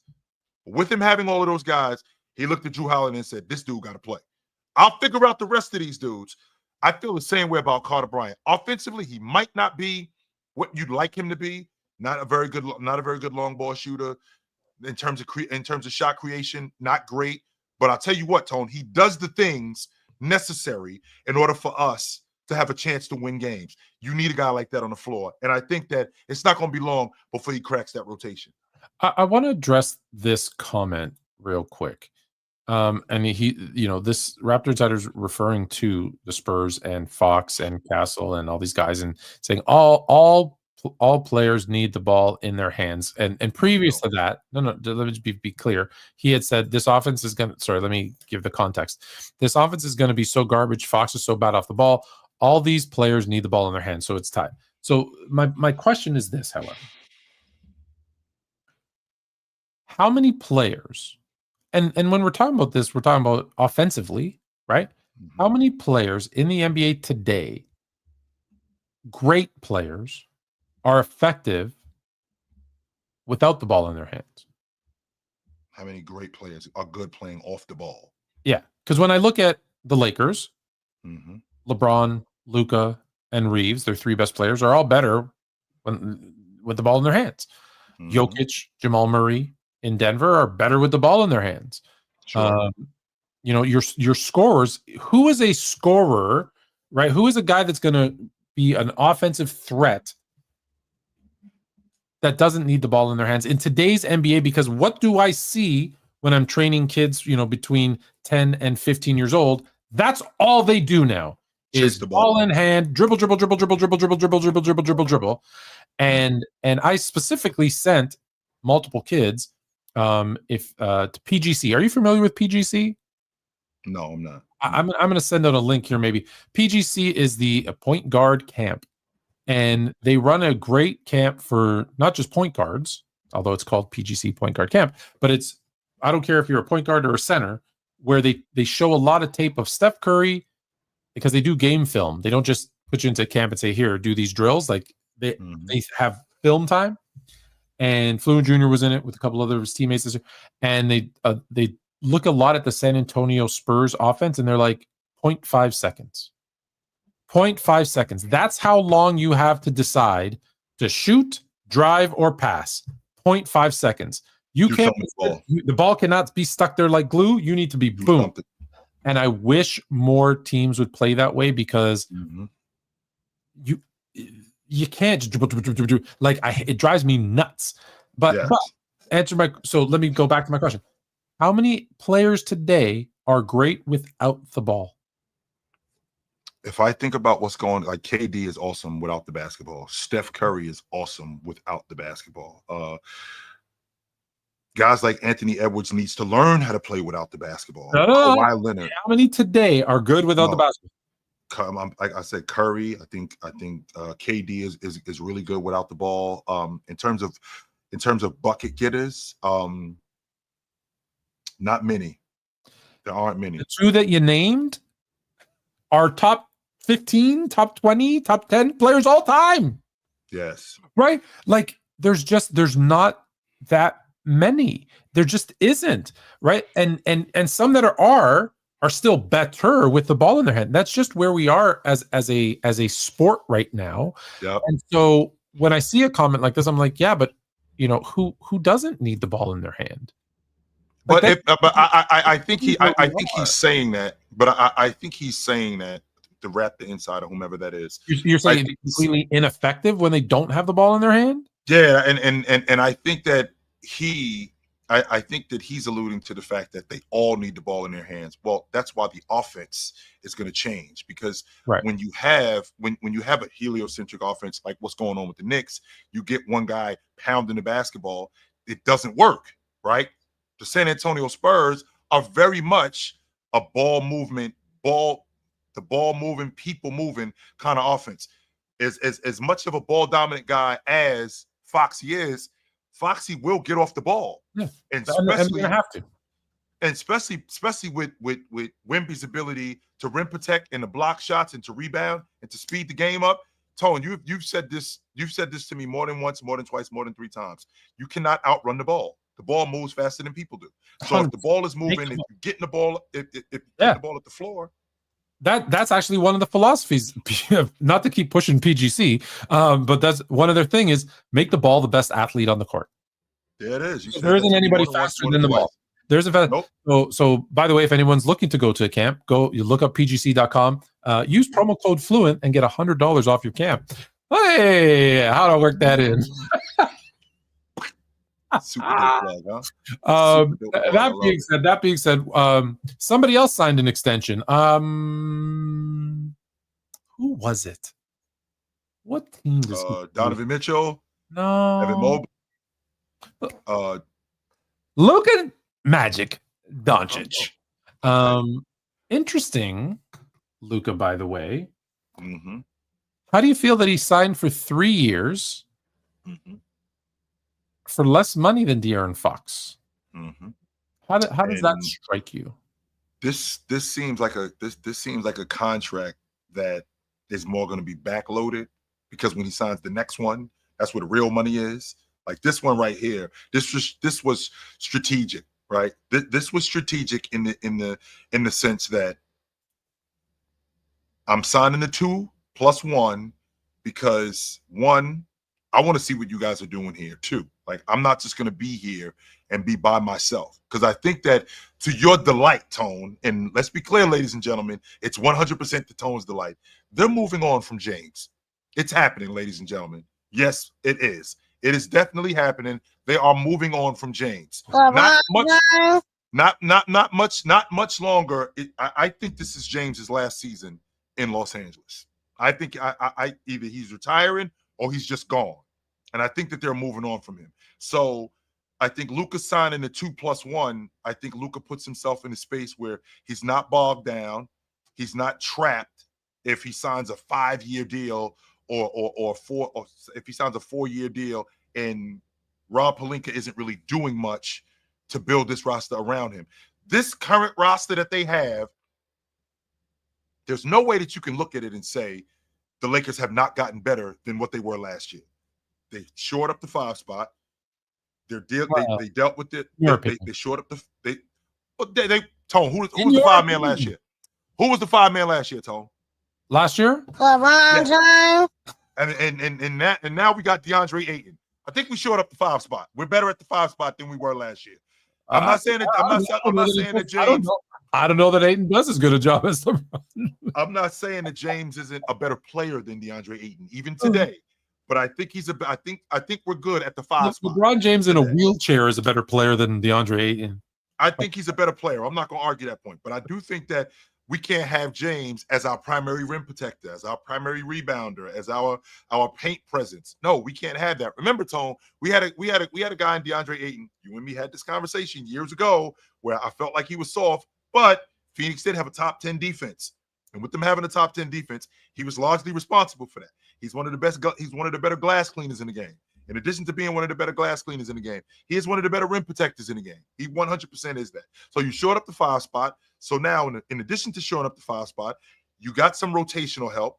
You showed up your perimeter defense because Vando is now not nursing an injury this offseason. He's actually working on his game to get better, to be more viable. You bag Marcus Smart. That helps. So I think that this roster now constructed the way it's constructed, I think that you guys are in a position to be more competitive. I will ask this though, Tone, with Luka signing this extension, is it fair for me to say I don't think Luka would have what Luka looks like today physically, what you've seen him on the front cover of Men's Health magazine? I don't think he looks like that if he's still in Dallas. I don't think that they put that kind of pressure on him to get in better shape. I don't think that they put that kind of pressure on him to be more fit. I think that him in Los Angeles, I think that they pushed that for him to be better, for him to get in better shape, and he's done that. Am I out of line if I think that? I don't think you're out of line, but I don't think it was just. I think you're right, but I think on top of that, I think it's to steal a line from Michael Jordan. When Nico Harris said, well, he's fat and lazy, I think he took that personal. And I think that was a huge motivation in it too, is that I loved being in Dallas. Like he was legit like heartbroken that he was traded. Like, I don't think he faked those tears. I don't think that was like, I think he that was real. Yeah. I think he really loved being in Dallas. And I think they moved him and then tried to slander him, and he said, "You know what? No, you're wrong about me. Not okay. You're wrong about me, and I'm going to show you." So I think the combination of being in LA and listen, I was in the best shape of my life when I lived in LA too. I don't know what it is about LA. That's just how it is. So yeah, I think that it's that lifestyle. It's LA, but it's also, I think, I'll show you. Well, let me ask you this though, Tom. Good for him. Was Nico wrong? At the time? Yes. Probably not. I don't think he was wrong either. You were fat. You were out of shape. You weren't taking care of yourself. And we're not investing 5 years and $350 million, which, by the way, Tone, you just brought up Luka's contract. This 3 years at $165 million. I got a 2+1. I'm going to take the 2+1. And then after I take the 2+1 and the Lakers do what some people think that they can't do, I don't think that they can win it. But if we end up seeing this team going deep into the playoffs and now the Lakers are more viable, the Lakers become more of an attraction. No. Hold on. Let me back you up there for a second. He's not taking the 2+1. He's taking the 2. And then he's opting out. Because do you know who's under contract? Because I believe that's the 28th season. Do you know who's under contract for that 28th season? I don't think none of those guys are. Nobody. Nobody. So now you're going to have Luka, who's going to get what he wants, which is the Supermax it's estimated right now at $400 million. Okay, for 6 years, however many years, right? He's going to get the Supermax because also, by the way, he'll have 10 years of experience. Very strategic why they signed a 2+1, by the way. They're not stupid. Okay, so he's now 10 years of experience. He gets the $400 million contract, and they have all the salary cap in the world to build now a team because for sure, and that's why I think actually LeBron plays 2 more years for the record. This year and next are the 2 more, because I really do believe they're going to draft, whether he's ready or not, they're going to draft his other son, and he's going to. Tone, we're not doing that again, Tone. Stop. We're not doing it again. I'm not. I said it before. Stick with it. I'm going to stick with it. They're going to. That's going to be his 2 years. That last year will be his retirement, and if he is given, and he might, don't be. Listen, he wants to be an owner, and I know he wants to own the Vegas team, but he's going to be a very minority owner in the Vegas team. Don't think for a second Magic Johnson, who's part of that Dodgers ownership group that just bought the Lakers for $10 billion isn't going to be whispering in LeBron's ear, how would you like to be the face of the Lakers as a partial owner? And, we're going to go dollar for dollar. Whatever you invest, we're going to double it and give you double the amount of shares versus what you're going to do in Vegas with the Saudis. Whether he says yes or not, 100%. And so now it gives him two things that I love. The farewell tour that, he's going to want. He wants the attention and the rocking chair and everybody to tell them how much he loves him because he's an attention whore like that. But also it will give him motivation in that last year to say, hey, we're building something special here around Luka. He's the real deal. And now he's come to LA. Because listen, we know he tried to get people. He said, I recruited every day trying to get people, but no one wanted to come to Cleveland. They will come to LA. They will come to LA. That's all I'm saying. That's all I'm saying. LeBron, do us right. If you're going to end your career as a Laker, be a Laker for life. That's all. I just think that with Luka signing this extension, I think that this puts them in a space where they have some flexibility because it's not for that much money. That's number one. Number two, that also gives Luka an out after 2 years. And when this actually happened, and so ladies and gentlemen, when Luka actually got traded, I tried to get a hold of my man right here at like 12:30 at night. And he was not answering the phone. Yeah, he was not trying to he was not answering the phone. I'm an old man. Tone, answer the fucking phone. Luka just got traded. I know it's 12:30 on a Saturday. I honestly, when I woke up and saw it, I didn't even believe you. Yeah, I was like, Tone, Luka just got traded to the Lakers. What the fuck is going on? Answer the phone. I didn't believe you. I didn't believe you. He wasn't trying to hear. But with that being said, the Lakers give themselves also flexibility because they signed Luka to this less than the max at this point. I think that, like I said, when this trade happened, Tone, I thought this was a 36-month process. We've already passed. I think we've already passed like 8 months. So I think that we're coming into this year. I think this year is the year that we're going to find out if this thing with James and Luka can work long term. Because again, we actually have them under contract for an entire season, right? We got them under contract and we got those guys playing together. Tone, it's going in one ear and out the other. This whole thing that I'm listening to from, Clutch Sports that James is monitoring. Man, I ain't trying to hear that shit. I'm not listening to that. No, James is monitoring how they're developing this unit. Man, listen. I don't know. I don't know how much James has to say with what Clutch is doing, but they have been the worst thing to ever happen to LeBron James. If he's green lighting this, shame on him. If he's not, as I suspect he is not, shame on them. They have been doing him such a disservice. The people who hate LeBron James, and there's a lot of people who hate LeBron, like legit, not like me who like troll you dummies, like actually hate LeBron James. It's because of Clutch. It's because of the nonsense that they put out there that they're like, this guy, like they make him sound like such a, pardon my French, such a bitch that it makes it so easy to hate him. And I think they're more at fault than anything else. Which I don't think that, to be honest with you, the perception you're of a James guy and you're laughing because you know it's true. I am a James guy. Anybody knows me knows that I'm a LeBron James guy, and it could be difficult listening to some. I want you saying you know that it's true. Well, here's the thing. It could be. To be honest with you, Tone, it can be difficult listening to some of the stuff that comes out of his camp. Like, there's no way he said that. There's no way. There's no way he said that. It's really bad PR advice. Like he might it, but no way he said that. I've sat in these rooms. I've sat in these PR rooms, and it's like there's 10 people sitting in a room, 12 people sitting in a room, and they're throwing out ideas. And sometimes it's like the dumbest idea that like 8 other people catch and be like, yeah, that's good. Yeah, do that. And 2 or 3 of us are sitting there in the corner going, no, that's stupid. No, don't do it. And they go with, well, that's what these guys 8 said. And we're like, it's going to fail. And I'll sit there going, it's going to fail. And then I see it fail and I go, and they're like, well, why didn't you say anything? I said, you know me. I was yelling and screaming that's going to fail, and it does. But anyways, speaking of James, congratulations on your extension, Luka. Smart. Mm-hmm. So smart. Absolutely. One. Very smart. Very much so. How do you feel about LeBron James and Nikola Jokic?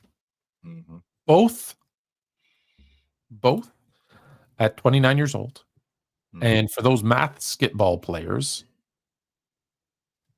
Jokic is a better player than 2014 LeBron. I think this is so disingenuous to put something like this out. Number one, James at this point in 2014, I think he's in year 11.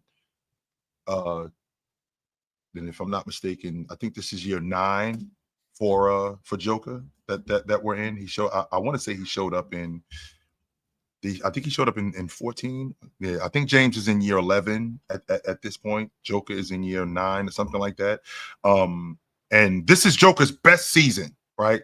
It's interesting that it's interesting that you would pair them up, and you pair up Joker at 29 years old, that being his best season. Meanwhile, James, his best season, he was 27. Like it's interesting that they didn't put or James in 2009 when he was 26. Like you didn't put those two guys together. No, you're gonna put both of them at 29 years old. This is so disingenuous to do this. And on top of that, James, and on top of that, James at this point, I mean, he was a back-to-back NBA champion. He was the best player in the league.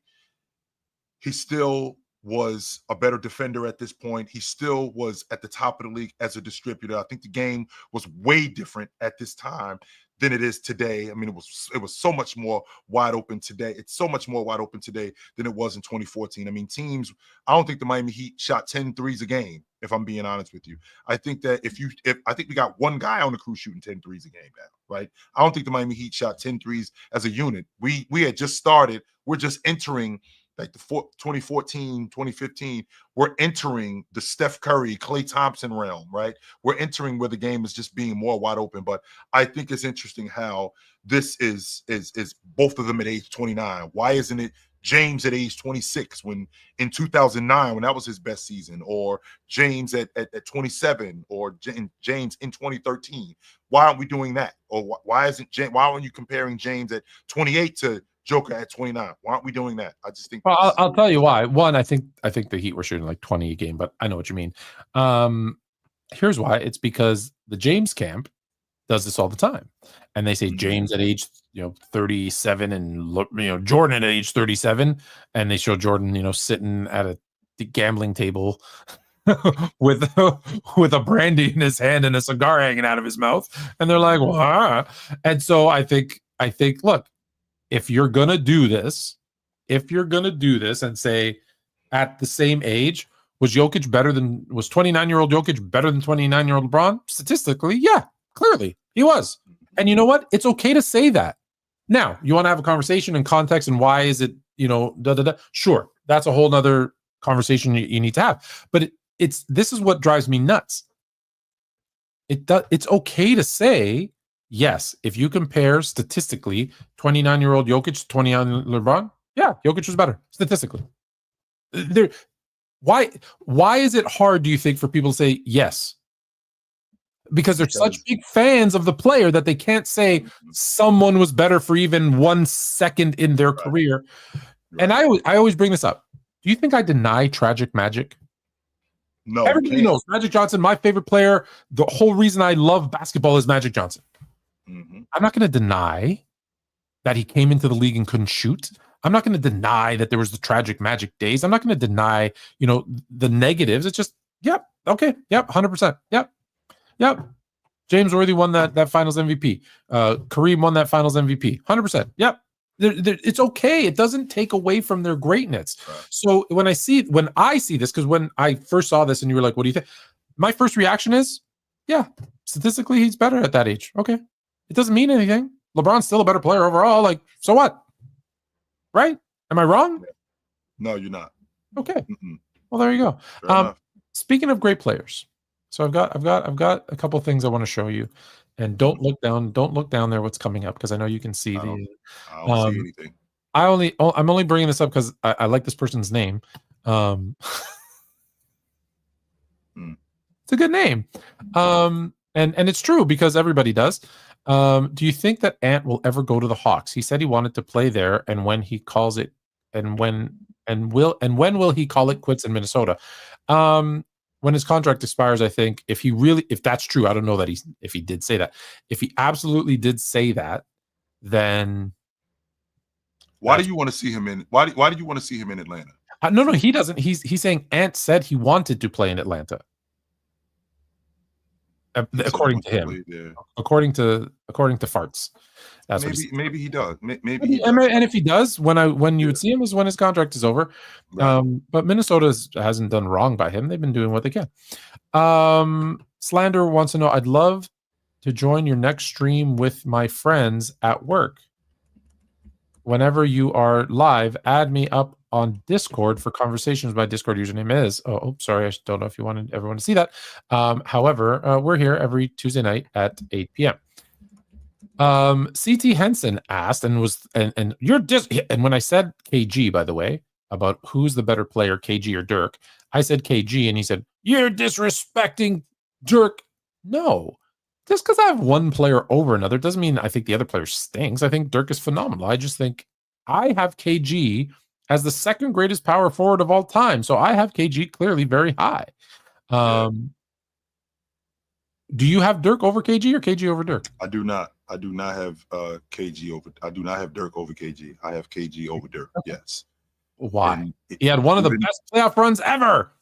Yes, he did, and so did Kevin Garnett. Kevin Garnett had one of the best playoff runs ever in 2008.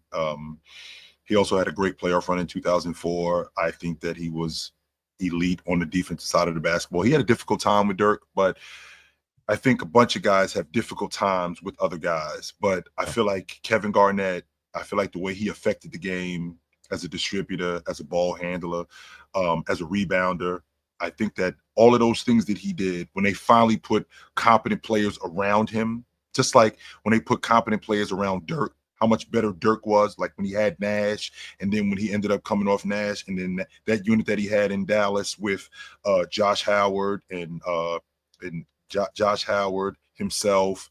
They had a good Jason Terry. Yeah. That team was together for a long time, right? And they were competent enough to win the NBA championship, right? And when you put competent players around him, you see what happens.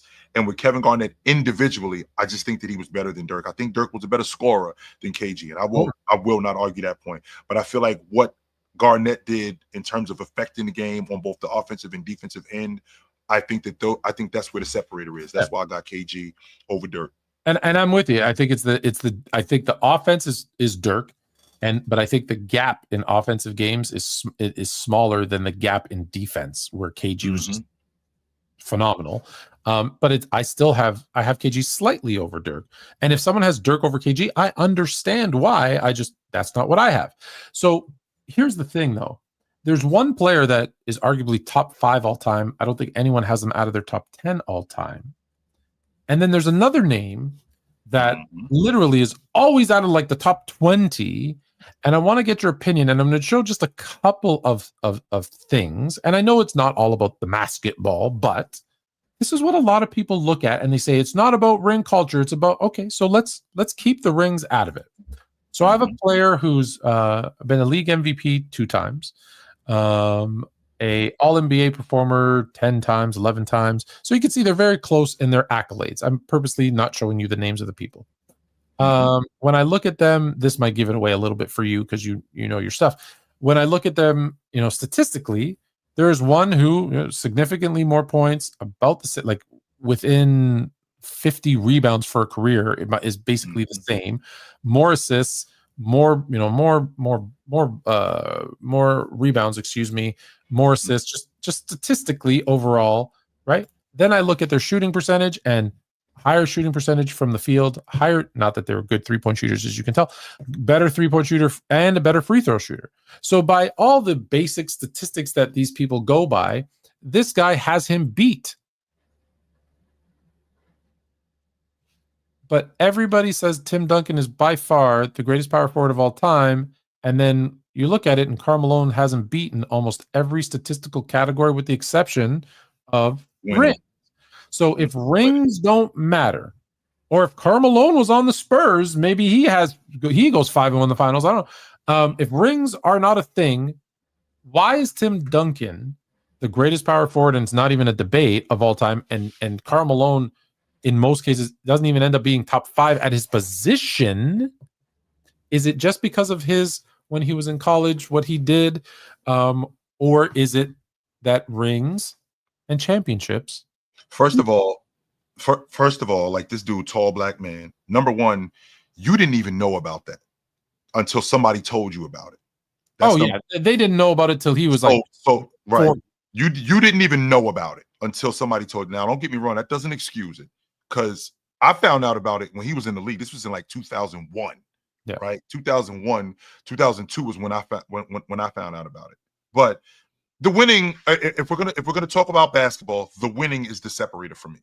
That's what it is. That's what it's always been. And when you're in a position, I've said this countless times, when you're in that all-time great conversation, I feel like there was a point where you had an opportunity to win, and you had an opportunity to separate yourself from other players. Olajuwon did it from 1994 to 1993-94 to 1994-95, right? He did it with Ewing and David Robinson, right? So with him doing that, he was able to separate himself. Ewing had an opportunity to win. David Robinson had an opportunity to win. They couldn't get it done. That was the separator. In addition to how good those players are, right? In addition to how good those players are, that's where the winning came in. Malone had an opportunity to separate himself from the others when he ran up on Michael Jordan in the finals. Not once, but twice. He had an opportunity to separate himself. This is why Jay separated himself from the rest of the pack, because he was able to win. And it was largely due to him. And don't get me wrong, Scottie Pippen was phenomenal. Scottie Pippen did what he did. Tony Kukoc did what he did. With that all being said, if you have an opportunity to win and you have an opportunity to separate yourself from the rest of the people, when we're talking about you guys in terms of relatively close, then winning does have to be the separator for me. When you say, okay, he didn't win a title. Yep. Okay, I know that he didn't win a title. However, to get to the finals, he beat the Braves. Mm-hmm. But he beat the Lakers Swept them. With the first year I think it was in 5, but we'll get to the sweep in a second. With Shaq and Kobe. Sure. Young. He beat the Houston Rockets. Mm-hmm. And who was on that Rockets team? Does anyone in the chat recall? Mm-hmm.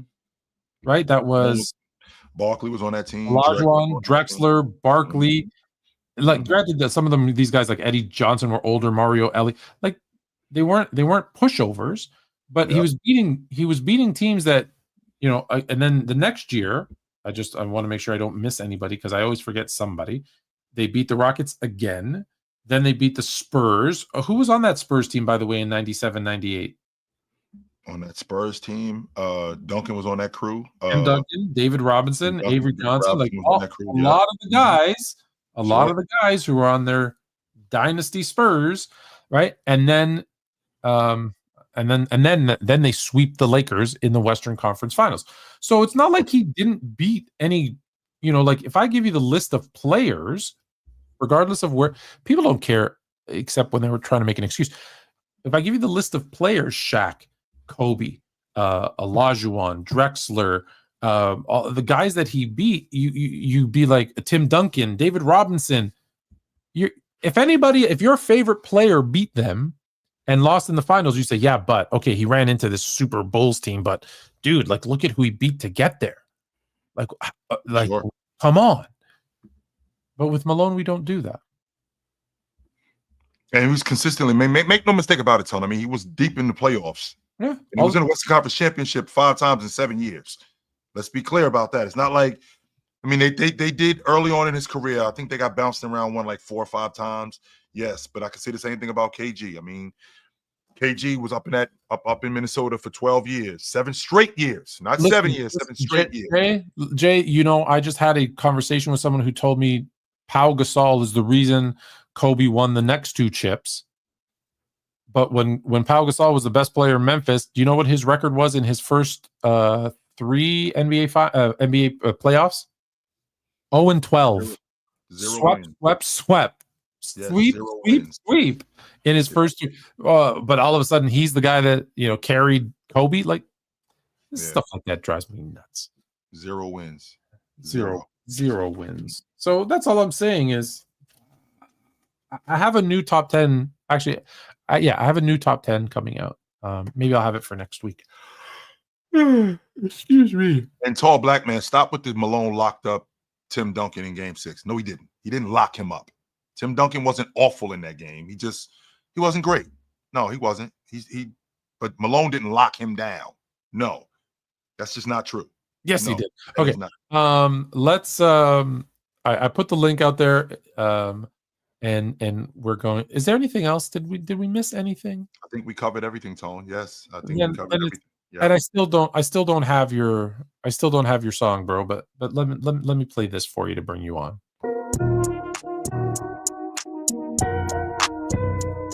This is dope, though. By the way, do you have your rhymes for this? Because you were challenged to freestyle to that beat, by the way. All right, every Tuesday night, we only. I'm just messing with you. I do not have any rhymes for this. Hey, I'm gonna stay fresh with the Malone and the Tim Duncan, so I don't confuse nobody on the show that got in here late. Yeah, I mean, sometimes, man, I know how when people get a little biased, like we don't forget. I mean, what Malone did, man, none of us agree with what he did. I can't forget what Kobe did in 2003. I still remember he settled that whatever he didn't do, he settled for it. And I get it. It leaves a bitter taste in some people's mouth. So when they make an argument, they want to talk to you about off the court stuff. Now, if you want to have a different conversation, we talk strictly basketball, you in trouble. Mm-hmm. It's very difficult for people to, ignore the off the court stuff, but whether it's Pete Rose, Kobe, OJ, like Karl Malone, they if we're just having a basketball or sports conversation, I get it, but we need to be able to have that, I think, sometimes. Yeah. I mean, sometimes you can get your talent criticized by your attitude and stuff. I mean, T.O. was very good, but man, his attitude was so cancerous to the organizations and things like that. It wasn't worth it anymore, and no teams would touch him. I struggle with that one because T.O. never had no nonsense going on. Nobody worked harder than T.O. T.O. never had an off the field issue. Go back and look. He never got with the law. He never hit a woman. His teammates loved him. Was he outspoken and thought very highly of himself? Absolutely. But compared to what some of these other dudes have done, T.O. was a Boy Scout. Yes. I know what you're saying, but in the grand scheme of things, he was a Boy Scout. Yeah.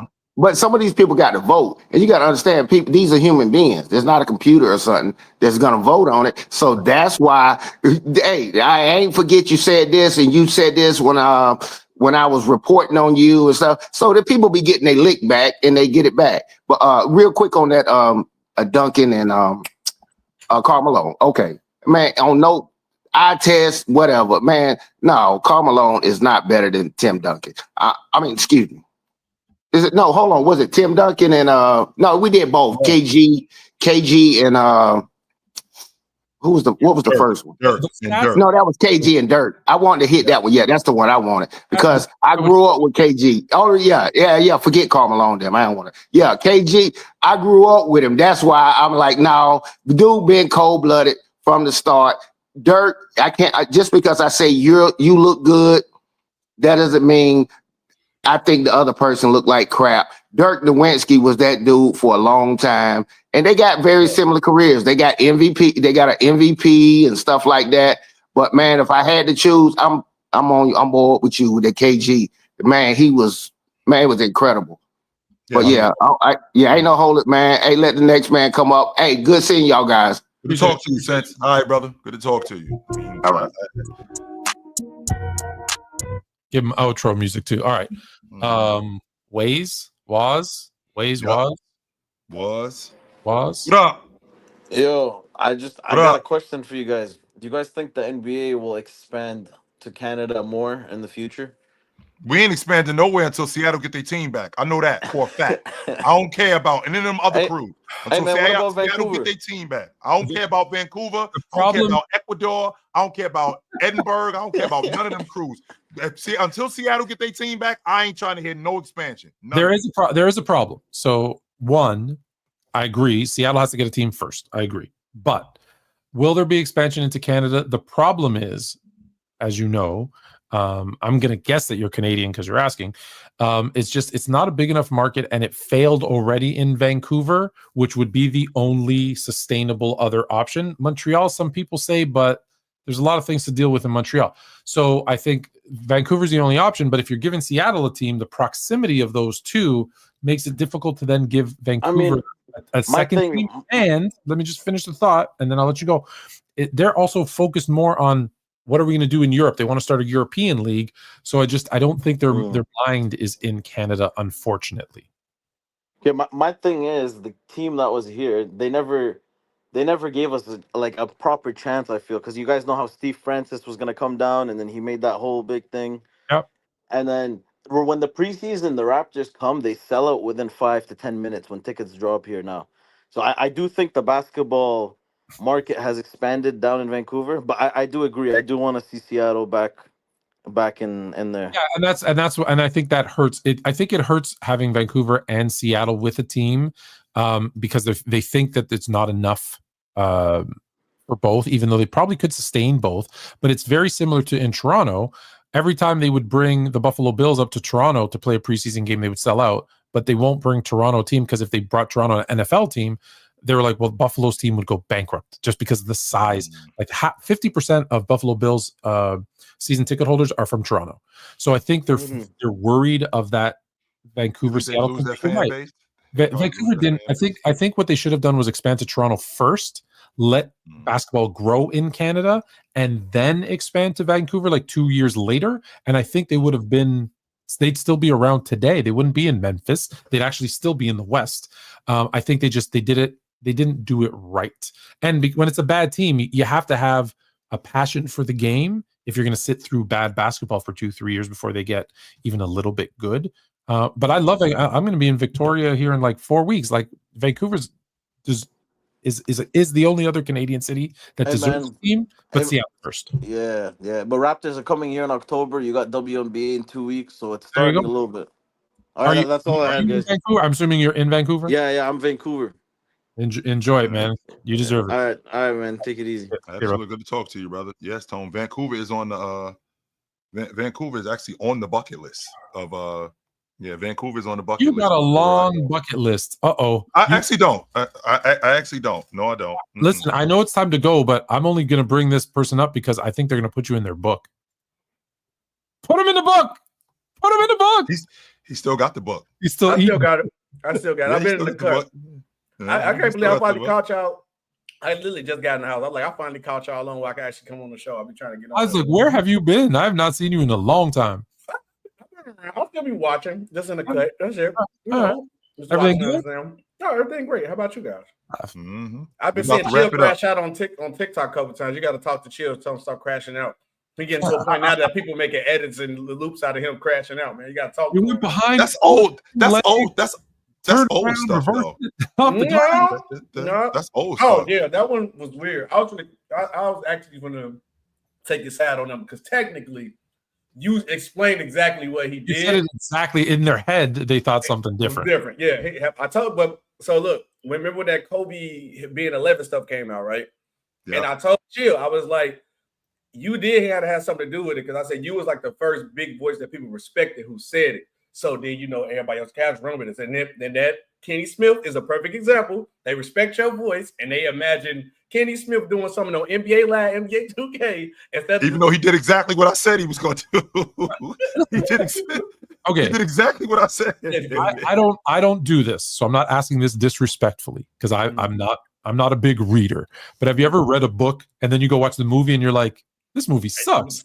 But it's because even though you read the book, you had in your head that it was going to look different, and so that was the thing. You said it, and I was like, I knew the dunk, so I was like, yeah, that's exactly what he said.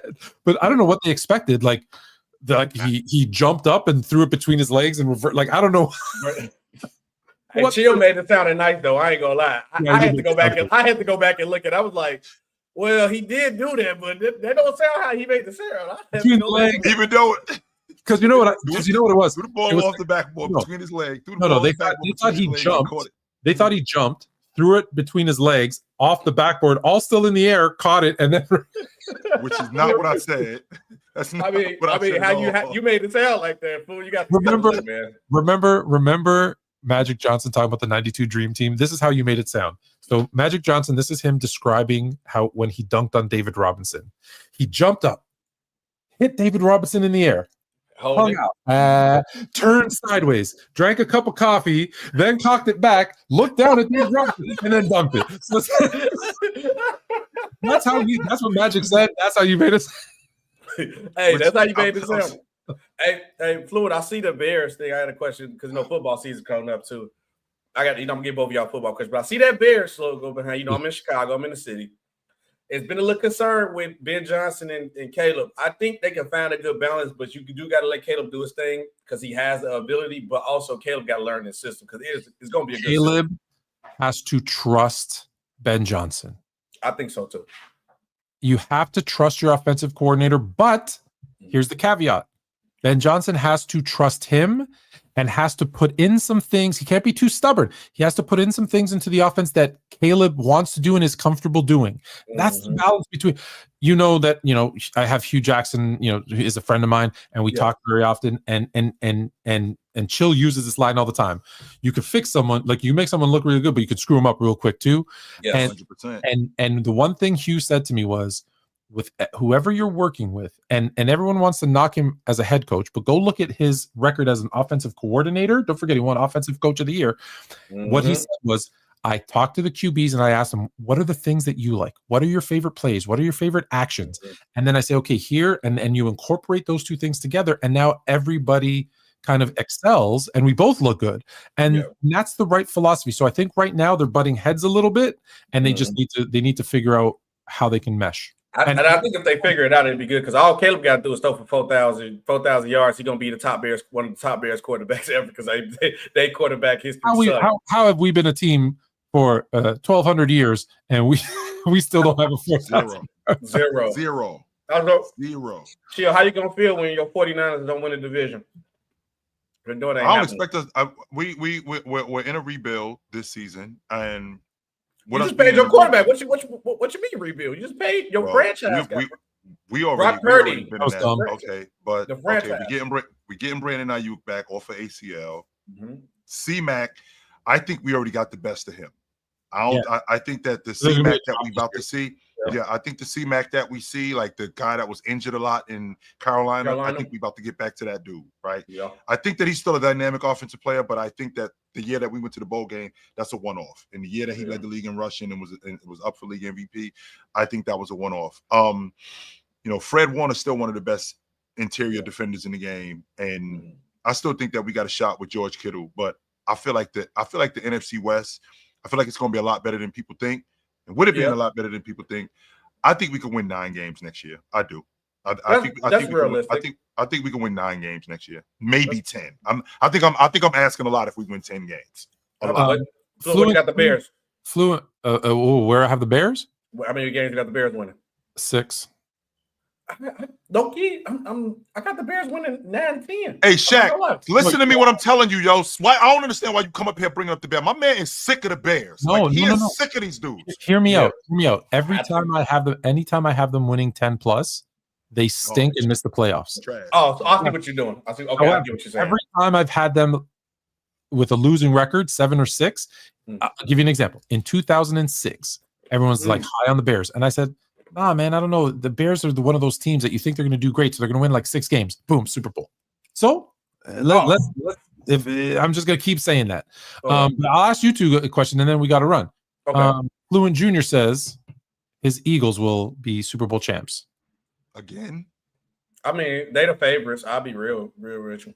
I'll be real with you. They the favorites. You know what it's like living with an Eagles fan? It's not. Oh man, I'm jealous and I hate them because how their organization move. I would act the same way when you got an organization go out try to win every year and all they care about is winning. I act like that too. Eagles fans act like how Cowboys fans think they can act. Listen, my family. I have a son that's an Eagles fan. Sister-in-law that's a Chiefs fan. Like I've been hearing nothing but nonsense for the last decade. Wife that's a Cincinnati fan too. They only had one good run, so We ain't gotta worry about them. The best thing about them is their jerseys, the white Tiger jersey. That's about it. Yeah, but Shaq, good to talk to you, B. You know where to find us at, yo. Yes, Absolutely. Real takes over fake debates. Yes, sir. Yeah, see, Still brother. got that book. Good to talk to you, B. I love that book. No, he's dope. That That's bad my take, man. I'm putting it in the book. Mhm. Oh man. Woo. Man, that 2 hours went quick. Mhm. Y'all know what we do around here. Y'all know what we do. Me and my man Tone, we do it every week on the Sports Fluent and Chilltown Hoops Network right here on YouTube. This is where you can find us. We will see you guys soon. Until then, put on a suit, drink water, don't drink and drive. Hey, man, call your mother. When's the last time you talked to your mother? Call your mother. I saw her today. Talk to you guys soon. Yep, see, my man saw his mother today. There you go. We will talk to you guys soon, but until then, take it light. Take it easy. Take it. Right, more fluent. Take it easy. What the Take hell? it light, but take it. Thank you. The kids wanted to go swimming, so I took them to grandma's house.